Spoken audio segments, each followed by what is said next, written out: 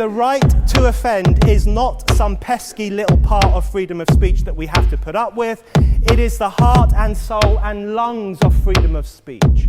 It is the coursing lifeblood of human progress. It is the instigator of liberty and modernity and science and understanding. What a laughing stock today's student leaders are, that they can so casually dismiss the right to be offensive without realizing that their lovely, enlightened lives are the gift of individuals who gave offense. Offensiveness is not just something we have to begrudgingly accept. Offensiveness is the motor of human progress.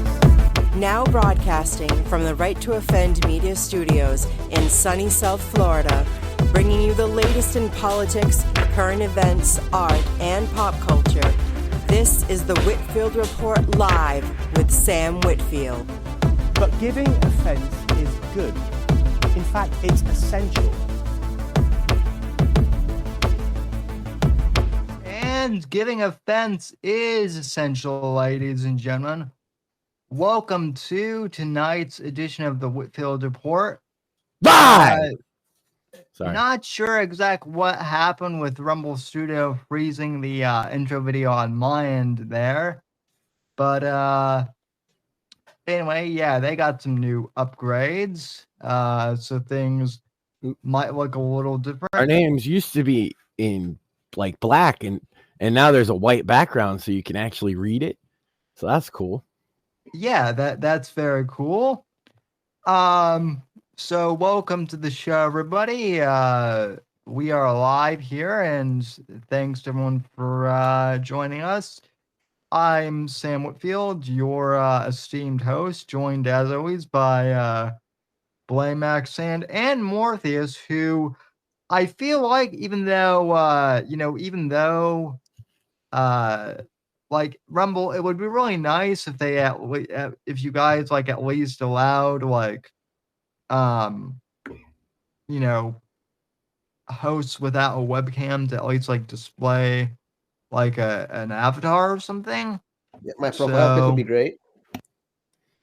Yeah, that would be nice. Like every other there's like a way has that ass backwards way to do it with OBS, right? But yeah, it should be really easy. You should be able to just put up a picture and that's your avatar. Come on, Rumble, throw us a bone. Yeah, I mean because like people always ask, well, why isn't more on screen? And it's because he doesn't want. Well, I mean, I don't want to speak for Mort, but well, it's because you've been on cam on your show for so many years, right? And when I came on, I had been doing like a face cam anyway, so we're just used to it.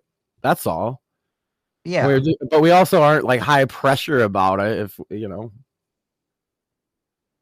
just. And I just prefer to be the disembodied voice. Yeah, we respect Anon as like a concept. Wow, what a shot! Because look, a lot of the founding fathers wrote anonymously. Did you guys know this? Thomas Paine. I did. Thomas Paine wrote Common Sense anonymously. That pamphlet changed the average, person's thought on the monarchy, and that was done anonymously. So yes, we highly support people who choose various levels of anonymity here. And so all we're asking Rumble, let them pick an avatar. That's what I was gonna say. I feel like there's a difference between anonymous and invisible, right? Like, correct. Mort wants to remain anonymous, but I'm sure if he could, he would definitely like add, a profile picture to, Rumble, and it would be on here. I would use the Mort picture that you made, Sammy. And people comment on it because it kind of does look unprofessional. So we usually don't like to talk too much about like issues we have with the streaming platforms, but like in this case, it makes us look like we don't know how to do that, but it's the Rumble doesn't do that. So yeah, and also, I'd like to point out too that, since this is kind of like a brand new like I guess software update, like, and Rumble is taking, feedback, like I feel like this is kind of like Yeah, the man. exact This is a slam perfect time dunk. to give People would really feedback. appreciate this. I know many people in our circle would appreciate the ability to use an avatar in Rumble Studio. I do want to point out, we got another historical fact in the chat, Sam. Craig has showed up. Craig Bob 99 says, Ben Franklin wrote his treatise on pussy smoke under the pen name XX96 Cigar 69 XX. So, fun fact about history there. Yeah. You know. And here we are solving the great mysteries of life, you know?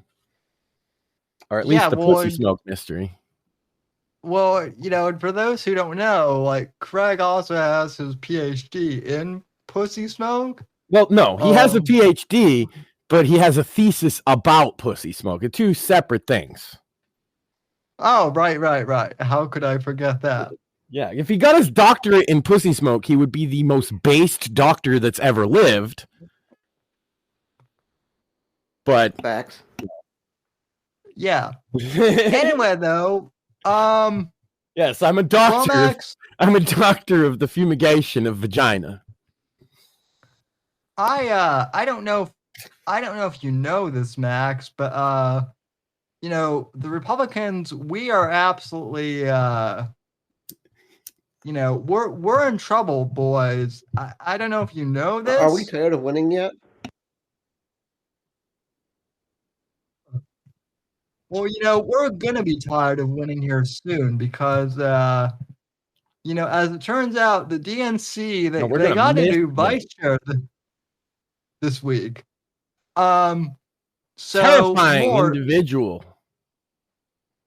So Mortheous, to quote one of your favorite hashtags, this is a prime example of I had to see it now. Of hashtag I had to see it, now you do too. Because God damn it, Sam. David Hogg, the alleged school shooter survivor, and I say alleged because he wasn't there on the day of the shooting. Right, yeah. He wasn't actually in the building. Now look, that I feel like that is a kind of a low blow. Look, classmates, people he knew were harmed by this tragic event, and I don't want to make too much light of those people's deaths. Okay, but it is important to note that he told stories of being in the Parkland High School, which were completely false at the time that it happened, and then he just became an advocate for it, and nobody really called him on the fact that he lied. Kind of, you know, being serious here for a sec, though, like, my biggest criticism of David Hogg, and I actually got a lot of flack for this over the years, is from the beginning, I have said that David Hogg has been grifting off of, you know, his deceased classmates, and I got called, oh, Sam, you're 22, 23 years old, and you're bullying this poor high school student. No, my heart still goes out to the families of the victims. Well, okay, but now he's not a teenager, right? And he's been on that same course, and he's been saying the same things that you were criticizing then, right? And it's like, oh, so suddenly now it's okay for you to criticize him because he passed the age test. I'm sorry, but politics and sex are different. Younger people can have an opinion on politics. Okay, it's not the same thing as like, oh, young people, they can't have an opinion on politics, and you also can disagree with their opinion, right? Right, and also, like I said, I would have more sympathy for him if he weren't, you know, immediately like trying to grift off of the, you know, I survived a school shooting. Yeah, he immediately became a talking head on news networks, and he's remained basically, and he went to school to become a media talking head as well. Yeah, look, it's paid off. I have to give you can say a lot about David Hogg, but he is now the vice chair of the DNC. Yes. Well, Max, I'm glad you pointed that out because, as I said, in the words of our co-host Mortheous, he likes to use a hashtag I had the seat now, you do too. This is a prime example of that because David Hogg One gave question though, Sam. If he's now in charge of a giant political party and he's the boss, does that make him Boss Hogg? Yes. Okay, Yes. cool. Let's go. Yes, I hadn't even thought of that, but you know, well, let's see what the Boss Hogg has to say for himself.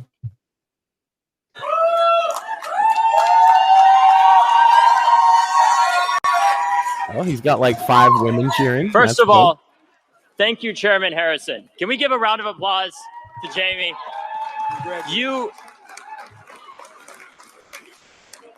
Thank you. Thank you. Who's ready to take the fight to the Republicans and win this thing? Are you guys ready to fight? It's been a long day, but guess what? We have a long road ahead. Let's go and kick some ass. Yeah, they're going to kick ass, win Sam. our young people back, and let's stop sending just our But are they thoughts and taking prayers names? to address gun violence and do something. Are you ready to do that? Because together, we can make school shooter drills history and not headlines. Are you ready to do that? Together, we can address Hold up. He the thinks he's going to housing crisis ban and guns. so many other issues of our time that are affecting our young people. Because tonight, Malcolm and I won with your support. Thank you so much. You guys rock. And thank you again to Jamie. Thank you to Justin. Give a round of applause to Justin Pearson. And all my friends in the young Dems, the college Dems, the high school Dems. Look how fucking I limp love you his guys wrists so are, much. Sam. I could go on and on. Let's go party. Those arms are like cigarettes. I could smoke them arms. Yeah, so He is literally on the equivalent level of manliness as Nick Fuentes. He is the equal and opposite Democrat counterpart of Nick Fuentes. Neither one could throw a punch. Both got limp wrists. Both look like they're wearing dad's suit. well, I mean, Neither one's ever been laid by a woman. well, his dad is an FBI agent, and like, I know. Okay, so both probably raped by a parent. Okay. Well, what I was gonna say is his dad is an FBI agent, and I would have to check with Andrew Nelson on this, but like that suit kind of looks like, you know, it could be like an NYPD or, you know, like an FBI, like, you know, plainclothes detective, you know, suit that he's wearing.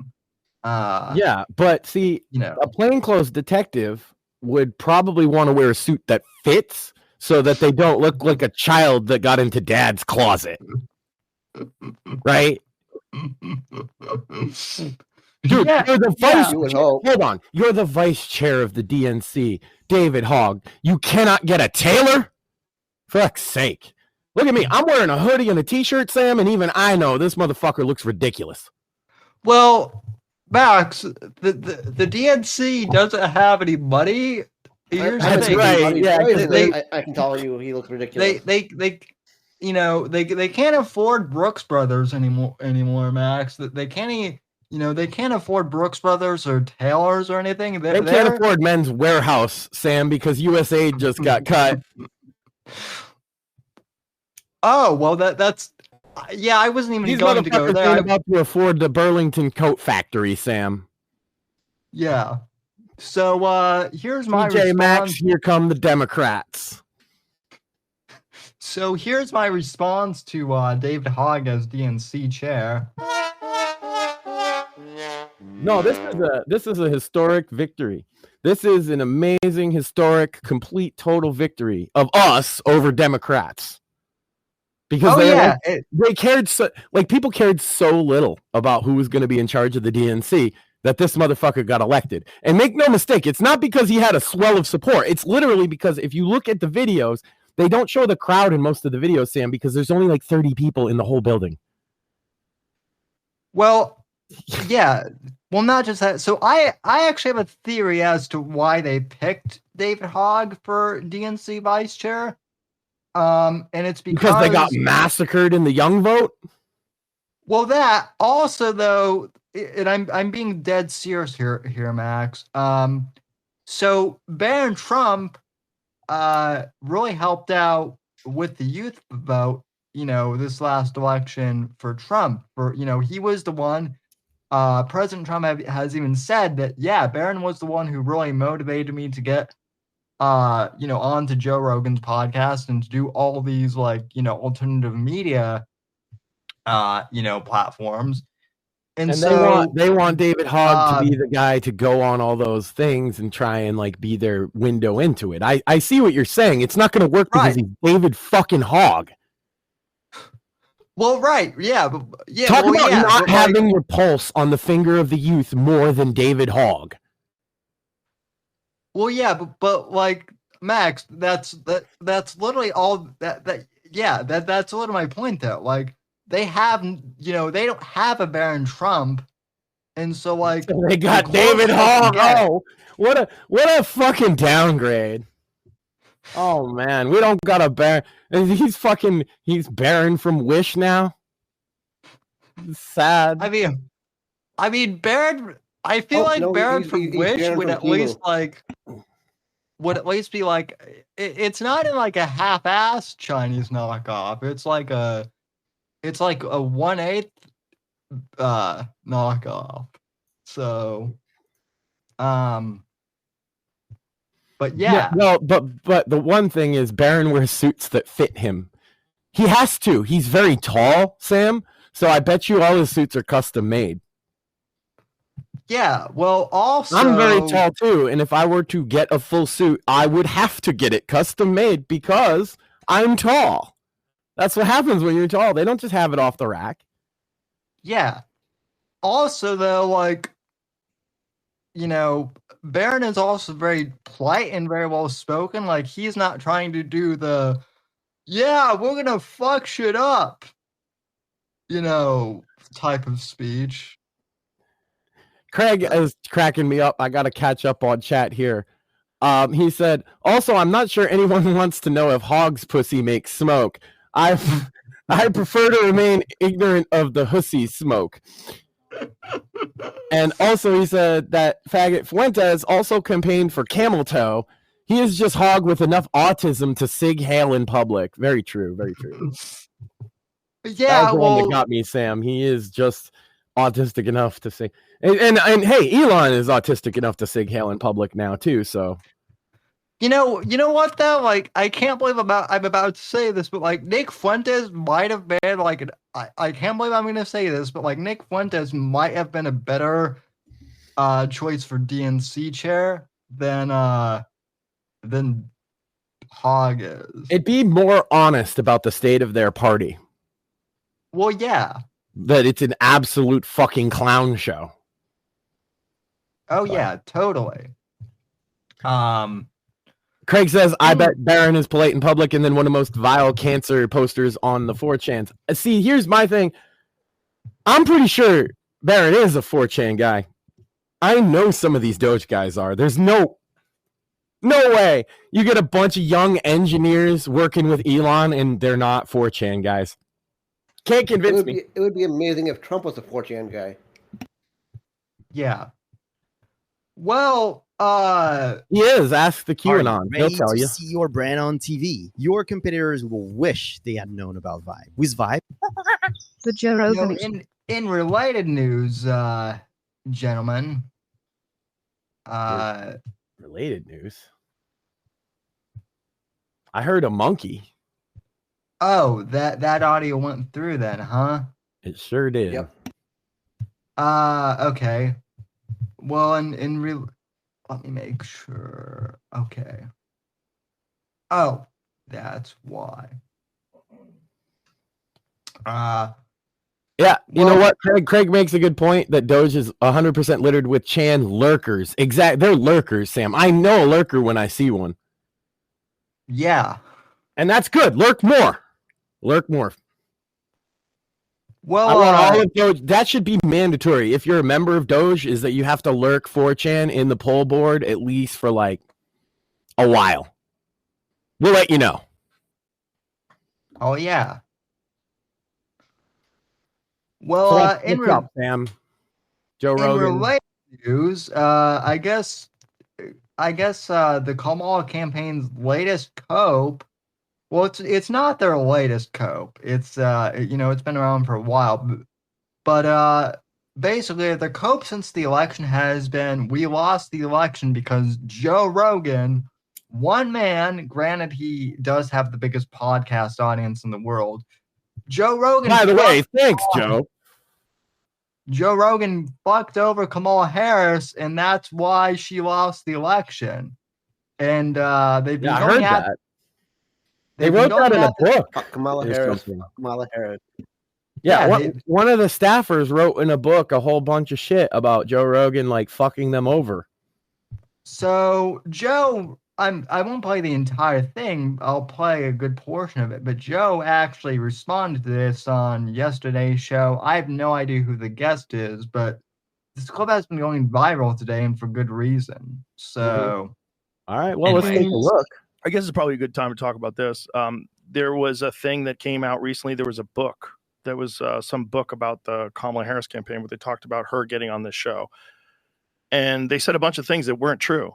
They talked to supposedly talked to like 150 different people about her and what happened with her coming on this show. I don't know if it's 150. A lot of people. They didn't talk to us, and which is shocker. Why wouldn't you talk to them? Because all right. Because you're the dishonest media. I'm glad that USAID funding is getting pulled. Sam, it's really weird how all these left-wing organizations are now like, I don't have any money when USAID got pulled. Anyway, unrelated. Let's hear what Joe has to say here. Yeah. Just kind of crazy.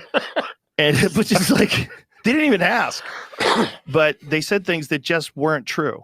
One of the things they said that weren't true was that we lied about the day that Trump was coming on. No, we just didn't tell you that Trump was coming on. He was already booked a long time ago. This is how it worked. They don't have Trump to tell was you. Really easy to book, like super easy. We offered one day. He said yes. That was it. There was no, what are we going to talk about? How long is it going to be? Is it going to be edited? There was nothing. By the way, that sounds accurate from anything anybody's talked about with Trump before. So yeah. Yep. Well, that also sounds pretty accurate. Like when I invite authors on, or basically like any guest I've had, this is same like for Karina, for Craig, for anyone we've had on. It's usually like, hey, I'd like to invite you on the podcast. Are you available to come on this day? Oh, you are? Okay, great. Well, there might be a, hey, we're going to talk about this topic, but it's not much more in depth than that. Yeah. Yeah. It's, booking guests is not a complicated thing for a podcast. No. And Trump is an old media guy. He knows how to play that game. He's like, oh yeah, I'll come on. He talked for like 4 hours. Right. Yeah. As I remember, it was like 4 hours and he just kind of went. Obviously Kamala couldn't do that. We all know she couldn't do that. Yeah, this gets better though. Nothing. Yeah. What's the waiver? Here, give me that waiver. Sign it. It was so easy. So he was already booked. They never committed to doing the show. So all this talk, there's nothing. They said that the reason why they did the Beyonce thing, the Beyonce event in Houston, was so that they could be in Texas to do my show. They never agreed to do the show. None of that's true. They never agreed. That's fucked. They also said that they sent someone down here to the studio to do a walkthrough of the set. That's not true. The Trump administration did. I mean, if they are trying to say that they, as in the entire federal government, well, I don't think the Trump Secret Service walked through one time, and they're trying to say, oh, well, the Secret Service walked through. Well, yeah, but it was Trump's Secret Service, and it was for Trump to be there, and they already knew the date and time and everything. So they would have to walk through again. Yeah, I mean, we know people who used to work in the Secret Service. We could ask, but I'm pretty sure that they would have had to do a walkthrough separately for Kamala than they did for Trump. Yeah, I'm pretty sure I can get sense, right? Yeah, I'm pretty sure I can. Well, from talking to both Steve Stratton and Andrew Nelson, both of whom worked security, Andrew for the NYPD and Steve Stratton for the Secret Service, both of them have said on multiple occasions on the show that, that like walkthroughs, that's security 101. That's most of their job. That's what I'm trying to like get at, is most of their job is just doing the walkthrough. Because, okay, I bet you low-level Secret Service agents would do a walkthrough of the same fucking building every day, Sam. Every day. Because you never know if somebody's going to leave a package outside that looks suspicious or something, right? Like, they need to be aware of the surroundings at all times. So if they're going to bring into the studio, now, obviously they know that Joe's studio is mostly safe, but they still need to have like a, let's go in. I mean, they're not going to tear up the fucking carpets, right? But they're definitely going to take a look around. And it makes no sense to me. Yeah, they're obviously lying if they're saying they sent people there and he's saying no, they didn't. Like that could be proven very easily as well, right? Yeah. Secret but Service. I do think he's right that they're trying to say that Trump's people was the walkthrough, and that wouldn't fly. Yeah. Federal government. Maybe you can kind of get away with saying that because the Secret Service came down here for Trump and looked around that we sent someone down, but it was not. It was the Trump administration sent them down because they're the only ones that had a date to do the show. These people didn't have a date to do. They never agreed to do the show. This is really important. Even after Trump went on, they offered for me to come to DC and do a show with Kamala. But even then, it was the same deal. It was only like 45 minutes to an hour.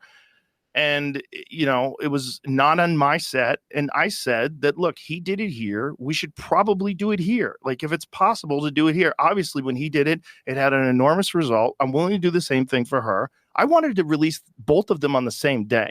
This was my goal. I was even trying to figure out if there was a way that I could do it. By the way. I even offered to do it late. That's a that would be a super Joe Rogan move to release them both on the same day, right? Yeah. Not only does that fit in with like the type of person you think he is, that fits in his business strategy. So I do think he plan to release both of them the same day for sure. I'd like to point out, Max, that he or at least the same week, right? If you maybe you get 2 cycles out of it, but either way, he actually did in fact. Both you gentlemen remember this probably.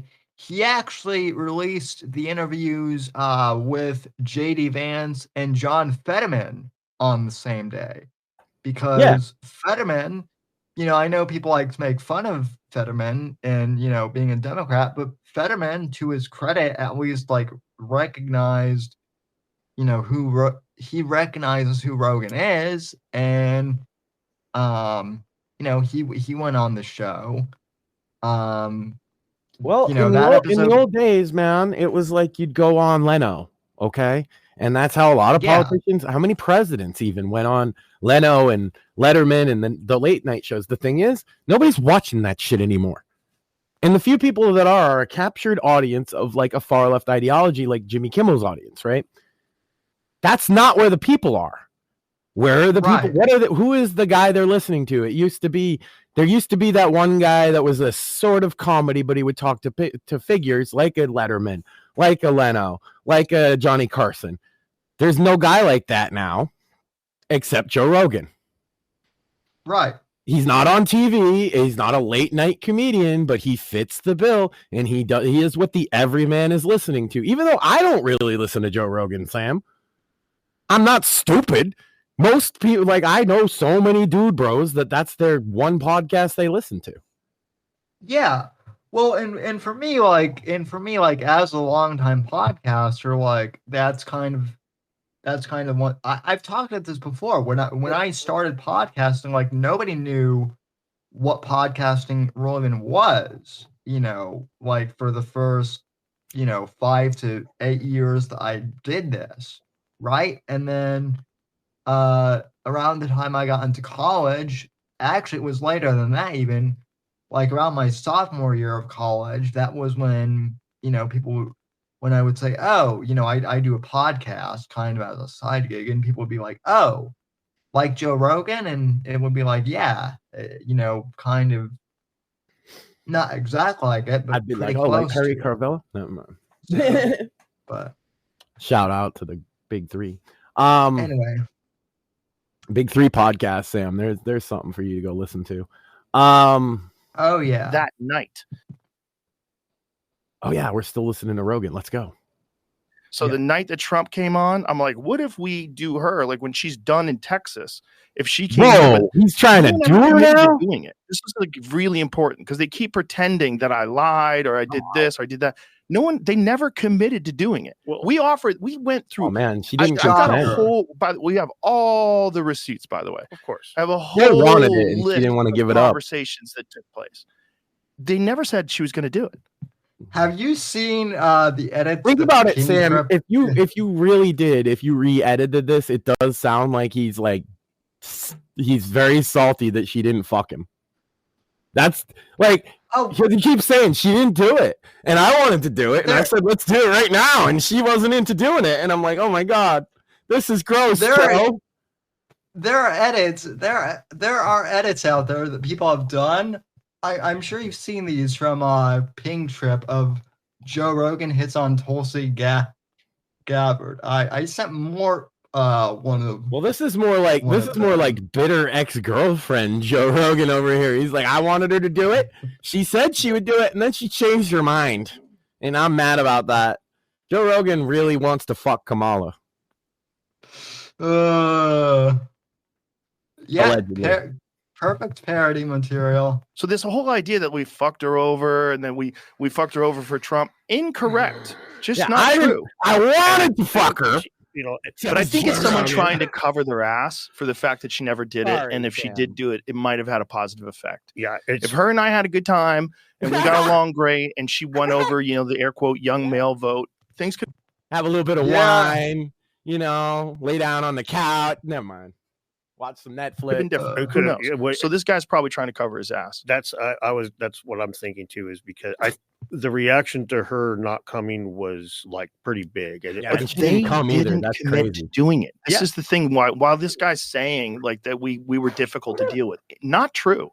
We were super easy. We made it real clear. Yeah, but he was easy. She was being also difficult. It's got to be the actual real show. It shouldn't be some fake version of it where I'm sitting in a conference room. Also, they wanted a stenographer. Oh, okay. This is wild. In the room. I know. I gotta stop making sex jokes, Sam. I mean, listen, you're always giving me, and Mortheous shit, about listen to what he's saying. The other guy's like, yeah, and she didn't even come. I'm like, come on. Yeah. No, I get it. But that's wild. Like, Kamala wanted a stenographer in the, think about that. When someone watches, Sam. And probably, I mean, my response would be ask Willie Brown, right? Like, ask Montel Williams. Oh yeah, shout out to Evan, that fake guy Dan. He had me rolling on the floor with that one earlier tonight. Okay. I'm gonna try and not make any more jokes about how badly Joe Rogan wants to sleep with Kamala Harris. Okay, I'm gonna try. He better not say anything that makes me laugh, though. Well, he is a comedian. That might be kind of what, like that is kind of his thing. Staff in the room. They wanted some. Trump was just in here by himself. Yeah. Just me, him, and Jamie. That's it. For 3 hours.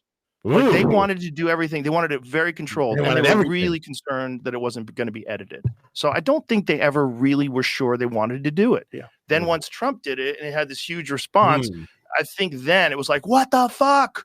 What are we doing? He just did it. It's got 50 fucking million views. This is so stupid. Why didn't we do it?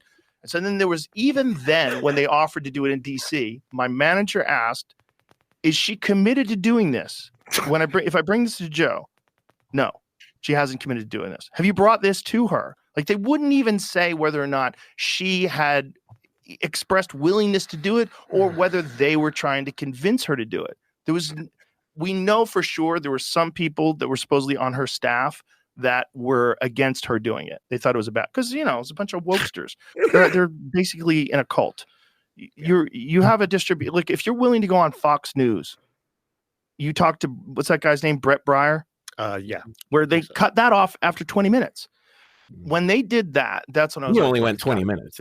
It's got to be in the studio, and it's got to be real. It's got to be a real conversation. Real. I had He likes it entertained a real, couple of times Sam. going to, but I'm just like, He wants the 25 minutes is- candlelight. He wants the Barry Manilow playing in the background.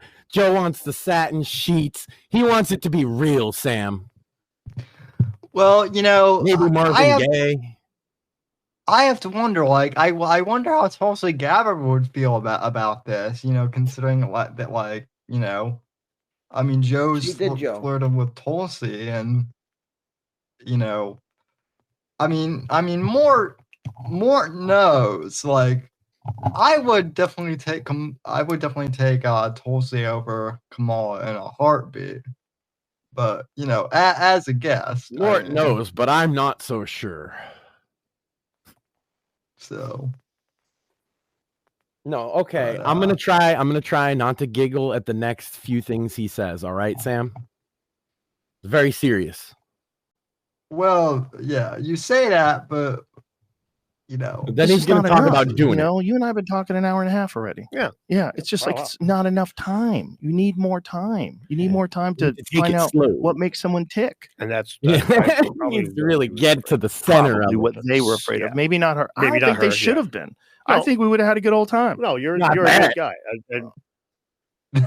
Yeah, I'm sure they would have had a good old time. Sounds like it. Yeah, she passed it up.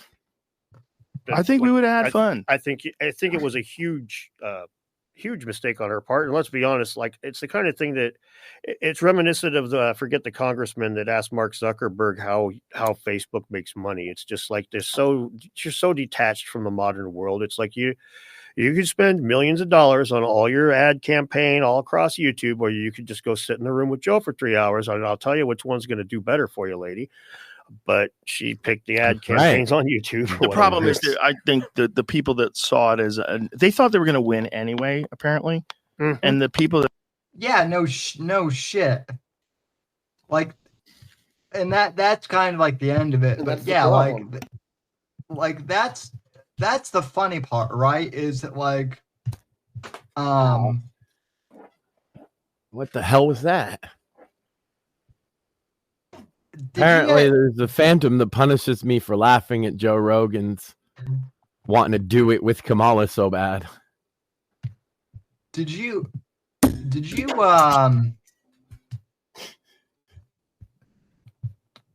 laughed at? Oh, hey, by the way, we actually have a sponsor, ladies and gentlemen. Oh, wow. Well, I guess they could take center stage. I was going to say I'll do the list, but we have a sponsor. Well, the list can wait. It's a good list, Sam. Okay. Apparently we don't have a sponsor. So easy come, easy go. Well, I could give you the list then. Yeah, let's do the list first, and then see if our trusty clipboard. This list today.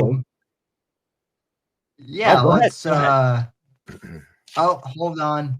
Now we have a sponsor. Okay. Well, while you set it up, I'll just give the list is the top 10 situations I'm prepared for after this sponsor break. Okay. Brought to you by our folks at Patriot Supply. Folks, Trump is finally back in office and is only going to get better from here. As a celebration, Patriot Addict is sending our free Trump red knives to people who voted for Trump. This is just their way of saying thank you for supporting him and being part of this movement in history. Normally, this knife retails for $100, but right now you can grab it for just the cost of shipping. Scan the QR code to the right to apply your 100% off coupon and claim your Trump knife today. And that's from Patriot Addict, folks. Oh, that's anyway, deal. Ladies and gentlemen, pick that up, and yeah. So you have a new top 10 list for us, Max. That is correct. Let's get to it. This one was put together today by 10 random non-deported fentanyl addict illegals. We're trying to get cheap writers, Sam. Anyway, we don't want to use AI. You know what I mean? So you got to do what you got to do. Anyway, these are the top 10 stupid situations that I spend my time preparing for. You ready for this, Sam? Yeah, well, yeah. I would imagine you prepare for a lot of stupid situations, but let's hear your top 10. That's right. You got to always be prepared, Sam. And I'll give a little bit on each one as I go through. Number 10, Jurassic Park style dinosaur containment breach. Have you thought about this, Sam? What are you going to do? No. How would you prepare, Max? Snare traps, Sam. Snare traps and chocolate bars. How the fuck is that going to catch a T-Rex? Don't worry about it. It'll catch. T-Rexes love chocolate bars. Lego Jurassic World taught me this. Anyway, number 9, the underwater aliens expose themselves to humanity. See, what I got for this, Sam, is you know how they have those like glasses that you use for like a solar eclipse that you can't see, except it's like that, except it covers everything. So when the underwater aliens expose themselves to us, I won't see their dicks. Oh my god. Number 8. Okay. Number 8 stupid situation that I'm prepared for: mega diarrhea. Lots of water, Sam. Lots of water, charcoal taps. Well, that's always a good one to be prepared for, yeah. Number 7, a hangnail. You got to have them clippers handy, man. Number 6, this seems like a bit of an escalation, but an orcish invasion of Providence, Rhode Island. See what you do then, Sam, is you got to find a wizard who has some dwarf friends and make friends with him. But where are you going to find a dwarf wizard in Providence? Like, where do they everywhere, bro? You been around here? There's an old guy everywhere that'll cast some spells for you, and usually they know a couple crackheads. You can call them dwarves. Who's gonna know? Then you take the ring, right? And you go up, and there's a mountain in New Hampshire. Become Lord of the Rings? What the fuck? Look, I'm just saying I'm prepared for the orcish invasion of Providence, Rhode Island. Number 5, Bigfoot is real and also super gay. What? Well, I mean, Max, I don't know if you know this, but, like, if no one has told you, but, like, some of the audience has actually told me that, Sam, your co-host is Bigfoot. I mean... That's why I'm saying I got to be prepared. If he's real and he's very gay, right, I need to constantly carry Sasquatch spray. I was going to say I always thought you were more of a Sasquatch. What do you think Bigfoot's? Never mind. Number 4, stupid situations I spend a lot of time preparing for. A clone of me attempting to take over my life. Sam, if a clone shows up, you need to kill it. There can be only one. Well, you gotta make sure it's the clone and not the real thing. Well, I mean, how will I know that it's a clone and not you, right? Number 1 will give you the clue. So, number 3, and this is in the same vein. Encountering a time travel version of myself. Now, see, Sam, you have to be delicate with the time travel version of yourself.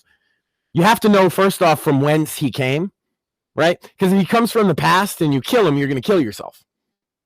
And he might have an important message for you, too. If he comes from the future, unless he looks really older than you that he couldn't pass for you, you are obligated to kill him. Did you know this, Sam? Wait, so if younger you from the future, if yes, this is the shit I think about. Yeah, I can tell. Okay.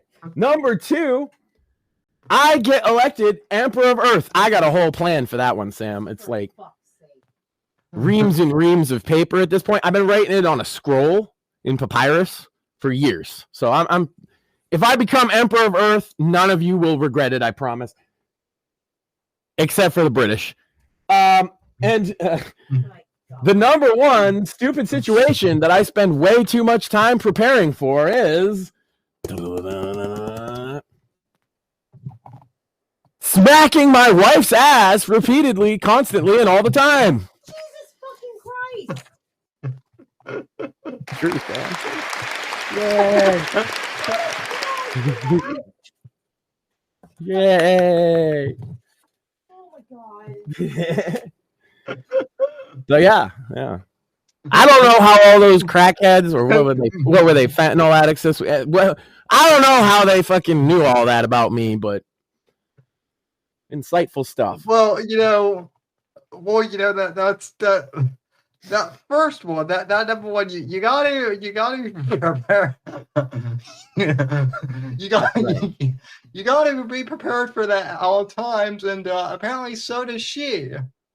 So, well, that would ruin some of the fun.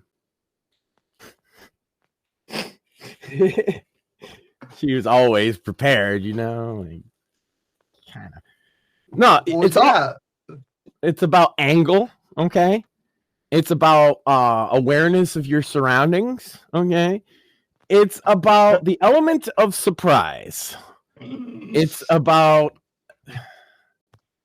the pressure you exert, when and where, how much do you want a loud noise, or is it more of a grab? All of these things factor in. Ladies and gentlemen, we are about to witness a murder right here live on the Whitfield Report. So, strangulation. maybe, judging on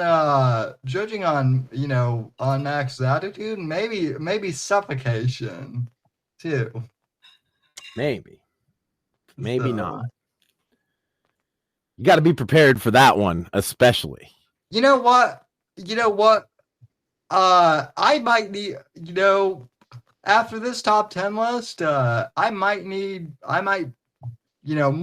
might need to be prepared to take over as like. Also, we got a donation, and I think you're obligated.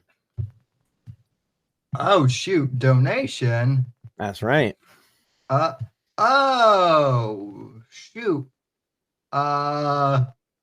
Craig Von 99 for $1. Right? And I am not making this up. I will put this on the screen so that y'all $1.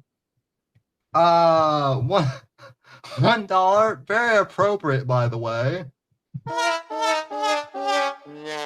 No, I'm very prepared for inhaling my mustache in my sleep, actually. You are now sponsored by this fucking Jew.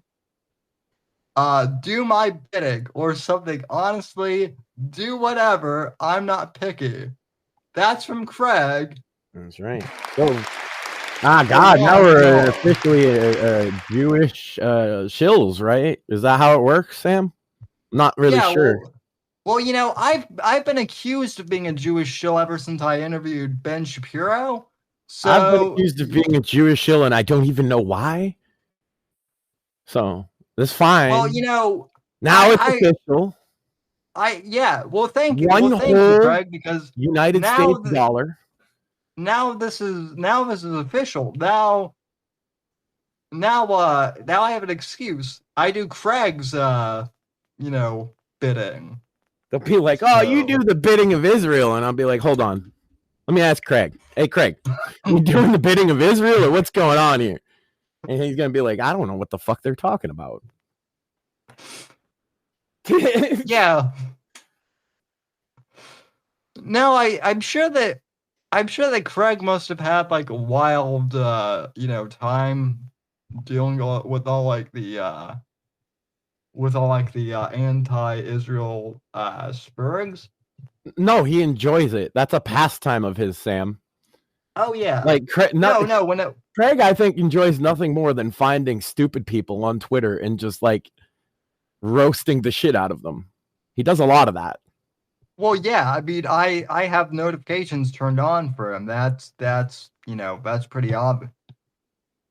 That's pretty obvious. But I had the Israeli flag on my profile for like a year, Sam, and people couldn't figure this. I took it off only because the people were doing it to signal at that point, and then I was like, oh, but then I look like one of them. But really, it was an idiot test because it meant nothing except that if you spurg out that I have that in my profile, I could mute you safely and not feel like I'm missing anything. Yeah, it was an idiot test. Oh, did you have you seen on X that like even if you block someone now, if you're a public profile, people can still see your tweets, right? Yeah. Apparently Ethan Ralph is not happy about that at all because even though like he has all this blocked, we can still see what he's saying. So and make fun of him for it. Yeah. Yeah. See, I don't block people. I've muted people. I'm not saying you do. I'm saying that people who have blocked us. No, I find it. That's what I'm saying. I find it funny that now that's changed. Like Johnny Fox blocked me because he didn't want me to see what he does, and now that doesn't work for him either. Yeah. I'd have to take the effort to look at his Twitter. I usually don't. I usually just look at his community tab on YouTube. You can get his whole story. You don't have to watch a video or nothing. You read what he's... Sam, I told you last week. This is crazy, right? We had a discussion just the other day that he became a Twitch streamer. He lasted 6 days, Sam. He quit. Really? Yeah, he quit. Yeah, he got like a full like whopping 4 views, right? Yeah, well, can I let you in on my big thing for that? Because it's pretty funny. He put up a poll about what time of day that people wanted to see him stream on Twitch. And Sam, I don't know if you know this. Have you heard about this? Have you seen this? That I have 70 YouTube accounts? I know that. Yeah, so I voted in the poll, Sam, and 10 a.m. won by a lot. And that's because I know Johnny Fox is not a morning person. So I skewed the poll so heavily that he thought he had this massive fan base that wanted to see him stream in the mornings. And then he went over to Twitch and realized that he didn't. And so he got frustrated and quit after a week. The other funny thing is he got affiliate. And if you want to get partner, you got to finish out at least a month. And it's not that hard. Like, he could have gotten partner, but he just quit. And it's because he didn't immediately get his whole audience following him, and it's because I made him pick the worst possible time of day for himself. So you're welcome. It's funny that you say that because Rumble has the program where you need to like stream for 30 hours a month to make partner, and we were even talking that like, if we wanted to do that here, which we might, but like, granted, like we've done 30 hours total on this channel, just like, me talking to like authors and whatnot. Yeah, I think I was going to say just our 2 shows a week on this channel is probably pushing 30 hours a month. Yeah, but the channel that I'm running for the sandwich makers and everything else, not the same, right? So I was thinking of implementing a daily show of some variety, maybe streaming games or just talking shit. I don't know. Yeah, I might to see what the program offers. It sounds something interesting. Yeah, I might do like a daily commentary thing on writing. Who knows? By the way, I will have an announcement regarding my next book, Night of the Vigilante, coming tomorrow. So stay tuned to X for that. So yeah. Anyway, though, that's a great top 10 list you had. And by the way, like, I want to point out that, like, as I mentioned on Twitter, neither Mortheous or I ever know what the top 10 lists are going to be. So yeah, that's half the point. I actually think that it would be fun for me to feed one to you one week, that you read them one at a time and that you're reading them for the first time. So you read the list, because I think that would be hilarious. Oh, yeah. But it'll have to be a very special list. Yeah. I'll put something together. We'll get a list that will make you laugh while you read it. That'll be the whole point. Oh, great. I'll tell you, I have a future list of, like, what was it? It's like top 10. It's not done yet. It's not. I haven't pulled it out yet because I've been trying to be more topical. But top 10 reasons nurses would rather pass on Sam and Mort, or something like that. That would actually be a good one. Yeah. Because you guys were talking about nurses on the sandwich makers or something. Brought it on yourself. Sam be smacking the nurses' tushies, ladies and gentlemen. Did you know this? Have you heard about this? I would be. So. I bet. Anyway, though, don't be a candy striper near Sam. Pardon me, ladies and gentlemen. I've got to step out for a sec. So if you don't mind, gentlemen, please entertain the audience for just a quick sec. Did you hear that, man? Sam's gonna step. I'm trying to juggle. She's handing me a blunt. I'm trying to juggle lighters. Sam said, "Be entertaining." I don't know what to do. Mort. What? What do we do? I don't know. Oh God, Sam. But did you hear that? Sam said he had to step out. Step out. He did say he's gonna step out. That bastard. Swilly's been right all along. Right? We figured it out. Oh yeah. Somebody, let's get fucking Craig a fucking link. That'd be fun. How do I get him a link? Let me see. Manage. There we go. Copy invite. Let's final Craig over here.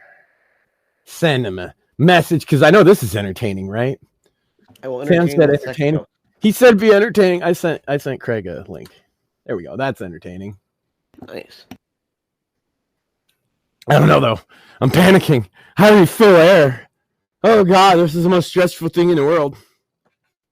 What do we do? We talk about pussy smoke. We could talk about pussy smoke. But I think that might get me hit at this point. You like it. Doesn't hurt most of the time. Then every once in a while I'm like, that's smart. You gotta try to knock sense into the retard somehow.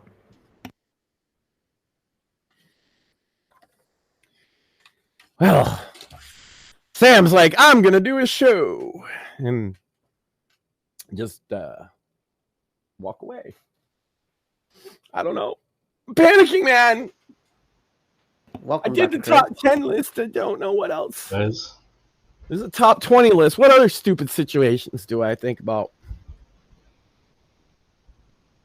How about walking down the street?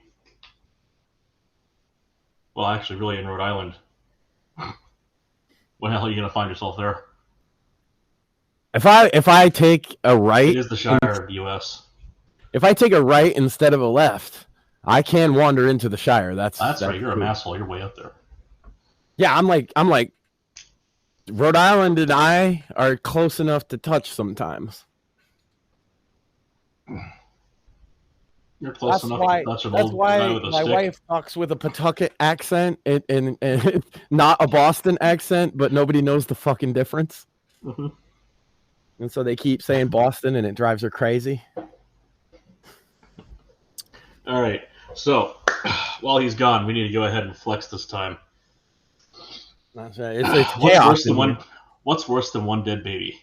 I don't know. What is worse than one dead baby? 2 dead babies. What's worse than 2 dead babies? 3 dead babies. A pile of dead babies. What's worse than that? A mountain of dead There's babies? one alive in the middle. What's worse than that? Ugh. He got out. What's worse than that? He chewed his way out. What's worse than that? He went back for more. Well, there you go. All right. Now That's all very true, actually.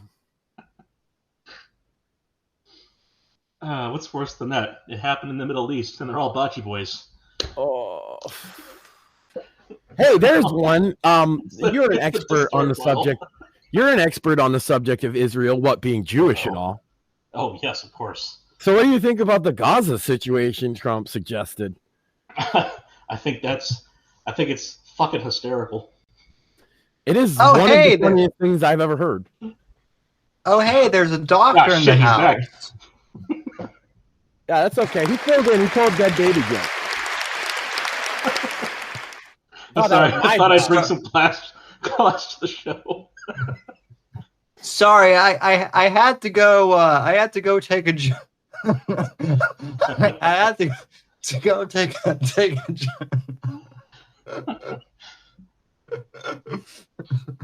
You had to go take a mighty Joe Rogan. Had to go. You had to go rip out one of them old boss hogs. Well, I mean, you know, it's a boss hog if it's kind of sloppy, you know. Well, I mean, a little bit too big for the suit it's in, if you know what I mean.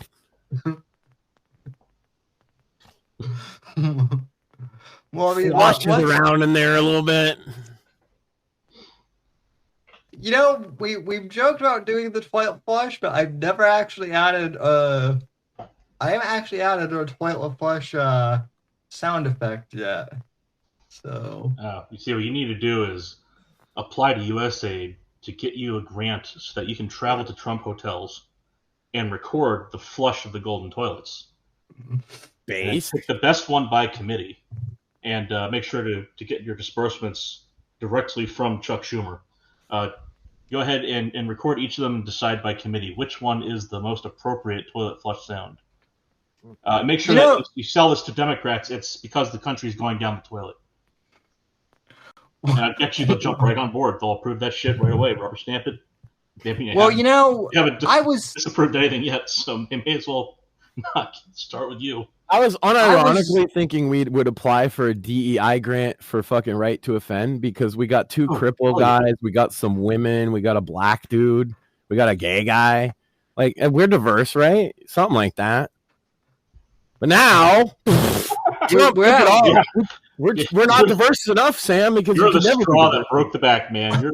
You guys are the reason USA came under fire. You know, the funny thing is we're actually more diverse than the entire DNC. Well, unironically, you know, brick, everyone is. Yeah. Yeah. It's funny. That's what the Democrats don't get. It's like I've been saying this for years on this show now, Sam. Like officially, like average people don't think nearly as much about race as Democrats do. Well, at all. I didn't actually show the comments on the David Hogg video, but if you look on the comments of that video, all the comments go along the lines of, "Oh, good. So the Republicans are just going to win nonstop for the next, 20 years." If this is their this kid at that. Dude, did you see the gender equity shit about they needed 7 people on the council. One of them has to be like other gendered, and then they have to be equal 3 male, 3 female, or whatever. Did you see all that? Yeah. Have they not? And I'm sorry, but like, have they not? Apparently, they haven't learned a fucking thing from. No, well, I think they did learn something. They've learned less than nothing. Yeah. So what they did learn is that in order to have a council of 7 people, they mean 7 bodies, because if they have one of them as a multiple system, then they might have 17 people on their committee, That's but true. only 7 bodies. I forgot and some about of the those multiple personalities system. might be shared between bodies, and we're not quite sure yet. What, So, well, but what about genders the they come out with. multiplicative effect of 2-spirit? Oh shit! That might actually hit it. What about 3-spirit? They haven't come out with that one yet. You notice they keep shying away from it. It's gonna. Well, they need to drop new genders consistently. Otherwise people get bored. That's true. They got to roll them out slowly. That's the one thing I really didn't like about Rudy Giuliani was all that slow rollout bullshit. It's like, just fucking drop the hammer if you got the balls, man. But no, I mean, he would be the guy who'd do a 3-spirit thing, but he'd do it like the day before election. How many? Instead of applying for a diversity grant, we're just going to try and get Sam in on that White House new media thing, because and I'm serious, Sam. I'm now going to take over your show for a second and shill for this. People, please support Sam. If you're here, you like him. You know why I'm saying this. I think that we should get a grassroots movement to get Sam to do a gig, at least for one day, at the White House press room. And I think that that's an achievable goal, and I think nobody deserves it more than Sam Whitfield. I think the funniest thing would be the CNN asshole trying to speak over the guy in a wheelchair. Right? Well, you know they would. And who would represent themselves better than he would? And then the rest of us calling him a faggot afterwards. Yeah. You know what would be even funnier too is remember there was that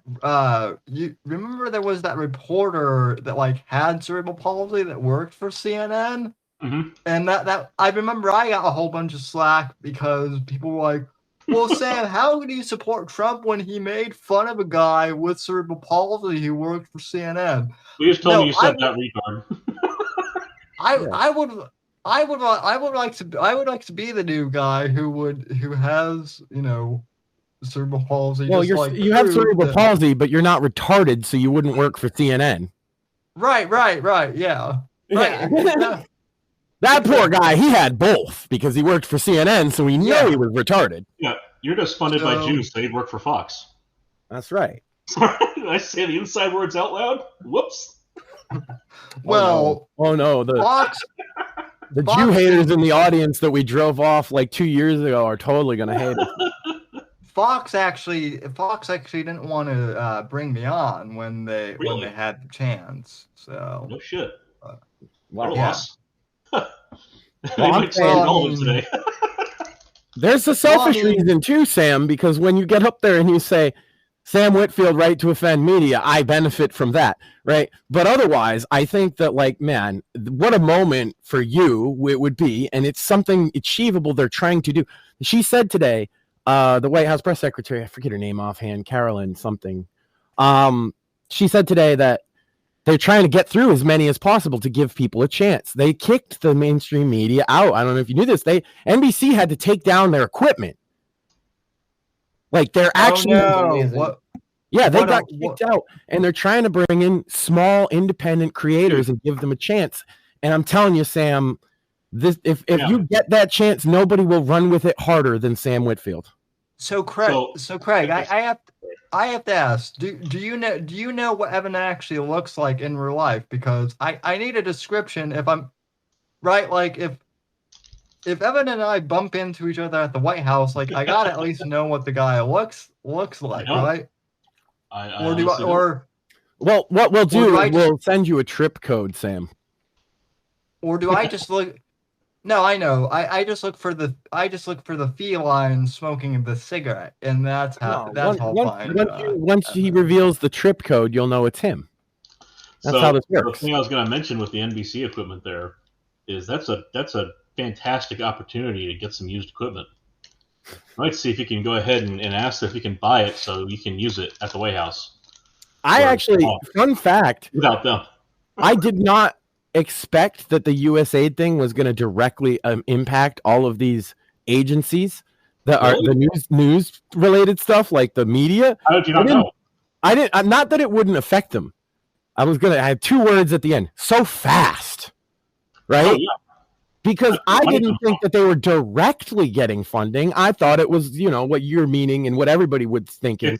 But it's through 3 hands or whatever, right? But it's direct. Yeah, it's the reason why they have inside access for police actions as well as international conflict as well. Like the reason why USAID is so important is that unlike the CIA, it doesn't require a finding of fact by the president for them to act. The reason why they're spending like $1,200 per K cup with all of the employees working from home at the office, $1,200 per K cup. $230,000 per month, I think it was. The reason why they're doing that is because that money is fungible. Yeah. Wait, 12. When you say 1,200 per K cup, do you mean K I mean cup as in the literal as in the- coffee K cups? Yes. I mean per little individual tiny plastic cup of Yes. a teaspoon of coffee. Yes. Yes, they were paying that level Per of month. money for one. Yes. $1,200 per K cup, $230,000 per month, And yet and nobody in the office. With everybody working from home is an important Like point. 93% of the 93%, I think, plus employees working at home. They had and yet $230,000 per month in the USAID office. well shit. No wonder Medicaid didn't have any money to, no So wonder I it's- got So think denied about a new this is wheelchair. exactly that argument that was lampooned in Independence Day with what's his name's father talking about $800 for a hammer. Yeah. Same exact kind of shit. The money is fungible in their budget, which means that it goes into a black hole, and when the CIA can't do shit, they just decided to do it with USAID. That's why you'd see things like USAID hanging out behind the terrorists after they take over a little encampment they left basically defenseless to start a color revolution. So not to that mention shit's just been going on forever, and the reason why the networks the NGO problem. I was just explaining they to my get wife. right into the action. They get first access because they know, based on the trickle down from budget, where the rest of the money gets to go because they get to perpetuate it. And it makes you sound like a conspiracy lunatic when you start saying so much shit out loud. But the fact is, they did it. It's on paper. We had the budget, and it shows it. I mean, well, it's funny too because flashback to the 90s, right? Leftist comedians were making jokes, and even if you point out Independence Day, that's not a right-wing film. Not at all. Being That's critical funny is of people the would say the parties flipped on this kind of issue, but they didn't. People left the left-wing party because they were liberal, not because they weren't leftist. right. Democrat Party swung from more aligned on the classic shitty political plot. They swung more from being towards the bottom of the plot over towards the left of the plot. Yeah, and it's as simple as that. And a lot of the people over the other side never went to the right side. A lot of the people, they didn't move in the plot where they were at. It's just that the modern Democrats moved so far to one side, they kicked them out by default, right? It used to be that the default was liberal. We joke about this sometimes, the default liberal position that a lot of people still have, right? And they're actually flipping it so bad that it's going to be almost default libertarian now. Well, you see, the funny thing is, it used to be that liberal meant classical liberal, and there was no distinction. And then because of the way that leftists became the man covered in shit,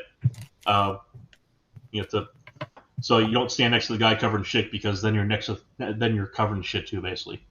So they basically dragged liberalism towards leftism, and it's not leftism. Leftism writ large is largely authoritarian, and it always rears its ugly head when it gets to a certain point, and we've seen that already. Then they get the power to do shit, they run with it. Biden was a fantastic and all of this, let's not beat around the bush, was to propagate their propaganda machine. That's what all of this funding was doing, whether it be domestic or foreign. The funny thing is, I saw someone say today that basically what this all demonstrated was that the Democrat side of the political spectrum, was a shell game. That basically there was no opposition party. It's basically just been government propaganda. I'd say that's not true. What you really have is like people who are more susceptible to being propagandized in that direction, and who are what I would otherwise call not like low information voters in a pejorative way, not low information seeking voters, I think would be the best way to put it. It's right. I would say can't be bothered. Can't be bothered. It's not just that; it's you have shit to do in the day. Like you got to get. That's what I mean. You can't be asked because you're working and you got all this other shit going on. It's not that they're not. It's not that they're stupid. It's not that they don't want to know what's going on when they go vote. It's There's too much going on to keep up with, even for people like Sam and I were just talking about this. They trusted people now is the problem. It's that they trusted people without that trust being earned, or they listened to their parents and their parents were misled before. And that's the backlash we're seeing against quote unquote experts too, right? Is it's those experts, quote unquote, that lied to them and led them astray. Mr. fucking Fauci saying I am the science. That shit is never gonna not piss me off. That kind of fucking self-imposition. I like science. I don't know about the science. Yeah, fuck that shit. Right. Yeah. Also, I like the scientific method, and that has nothing to do with Dr. Fauci. Well, I mean, this stuff we go on the show with Evan is, the whole credentialism side of things. There's something to be said about earning something, but anybody can do science. I'm never gonna not believe that shit. So when someone says, something interesting that I'm not gonna say, well, where's your fucking degree before I'm gonna listen to them. I'm gonna listen to them. Unless it's so fucking absurd, and I go, okay, that just violates first and third law right away. How many of the coolest inventions, especially in modern history, were made by some dude in a garage who was a bit of an oddball, right? Who had no degree or a basic degree in whatever. Sure. Yeah, that happens all the time. That's the Steve Jobs story. Well, I was going to say, in the same vein, that's also the Microsoft Windows story. Although I'm guessing a lot of people are not going to be as happy with Bill these days. Mr. I'm going to leave the country if you release the Epstein list. It's like, well, man, just say that shit out loud more, would you? Yeah. That is just, look. Right. Say it louder, Bill. You got divorced over that shit. Yeah, the Epstein list, it is interesting that Pam Bondi moved to have that released, so it would take 30 days from today, as I understand. How the fuck does it take 30 days? Because all the declassifications take 30 days. The RFK stuff's still not out, the JFK stuff and the MLK right, stuff. So I guess it's legal policy or whatever. It's bureaucrats because they have to go into the policy. They have to go into the Library of Congress and reclassify it and all this shit. So they do it 30 days. What are they going to do? They're going to release the list. It's going to be a bunch of fucking redacted names. No, somebody's got a PDF. Click publish. God damn. Well, I think that's what they're going to do, but they literally have to have the Library of Congress. I know, but they have to do that as people who are not the president. But if you are the president of the United States, you have the legal authority to put it up on like X. He's going to. And that is the de facto declassification. Yeah, like that is going to have. That's in there. It can literally be, as long as Trump is the one who presses the button. If someone brings him the file on a thumb drive and he sticks it in and he publishes it, that is de facto declassification. That is the president's right. Okay, so what they're doing. Okay, I understand. I understand what you're saying. The way he's doing it is to avoid that court battle, though. I know. It's lots of things. And it's only 30 days, man. Do you know how long we've been waiting? 30 days. Do you know how long we've been waiting? 30, 90, 6 month days on a fucking FOIA request and shit. It's like, come on, FOIA that would be one of the like great things for Sam to do is start filing some interesting FOIAs. Now, once 3 independent parties have filed a FOIA on a subject, the FBI is required to publish a page on its disclosure site about those FOIAs. That's why we know about so much about the Hillary Clinton emails after the WikiLeaks dump, was because everybody immediately submitted a FOIA. But once they get 3 of them, they're supposed to publish it within some time frame, like a year or whatever. That way they can go through all the process because they're not POTUS. But there's something, have all this disclosure stuff that's already coming out and being processed, etc. And we know that Cash is going to get in there most likely, and he's going to tear through stuff and try to go for declassification. It's actually surprisingly, it's going to be easier for him to release some internal FBI files than it would be for the president to send them through the library. I'm sure. So, I think that's going to happen soon. Of course, though, if we want the more thorough stuff, See, the thing about the JFK, understand that there's going to be some blinders on, and there's going to, not everybody's going to have focus on the full breadth of what might be interesting. So what I'm interested while we have in people in office who will process shit, it might be a good time within this next 4 years to file FOIAs on interesting things that are not necessarily going to be center of the path of that sweeping purview on declassification. I feel like this declassification has some of that for me, but it's missing something. If I could bloviate for just a second, I have said to Sam before on the show, I'm most interested in the Martin Luther King stuff because, like, the JFK stuff, I feel has been done to death, and it's like it's already come out. It's awesome. It's a boomer conspiracy that they love, so they're going to dig deep into that. But like, this is a fact that Loretta King did not think that James Earl Ray killed Martin Luther King, her husband, right? And there's a lot going on there with CIA stuff that I would really like to see. But what did Trump miss in doing this order? There were 4 major assassinations in that time period, sir. JFK, RFK, we know. MLK, we know. Who got left out, Sam? Malcolm X. Yes, sir. Why can we not release the Malcolm X documents too? I would like those. Thank you. Well, there's that website for the Maha thing, or like the 2 websites that RFK Jr. and Elon set up. Throw one up on there. Say Malcolm X, yada yada. I mean, Malcolm X was murdered, and we don't really know why. So I would like that because it's to me, it's just as important as the other 3. And also, like, as I'm one of the young white guys who grew up and read Malcolm X. You know what I mean? Can't wait for that to be such a mundane, stupid reason. It's like, he caught the milkman fucking the post worker. Yeah. Although, I mean, he was the guy who comes in, says, "You said something wrong." You said something wrong after you caught the milkman plowing the postal worker. It's like nobody was supposed to know they're gay. When it comes to Malcolm, okay, I'm not surprised that people wanted to kill him. Not at all. I just want more information about what happened. Yeah. He made a lot of enemies. He said a lot of controversial shit.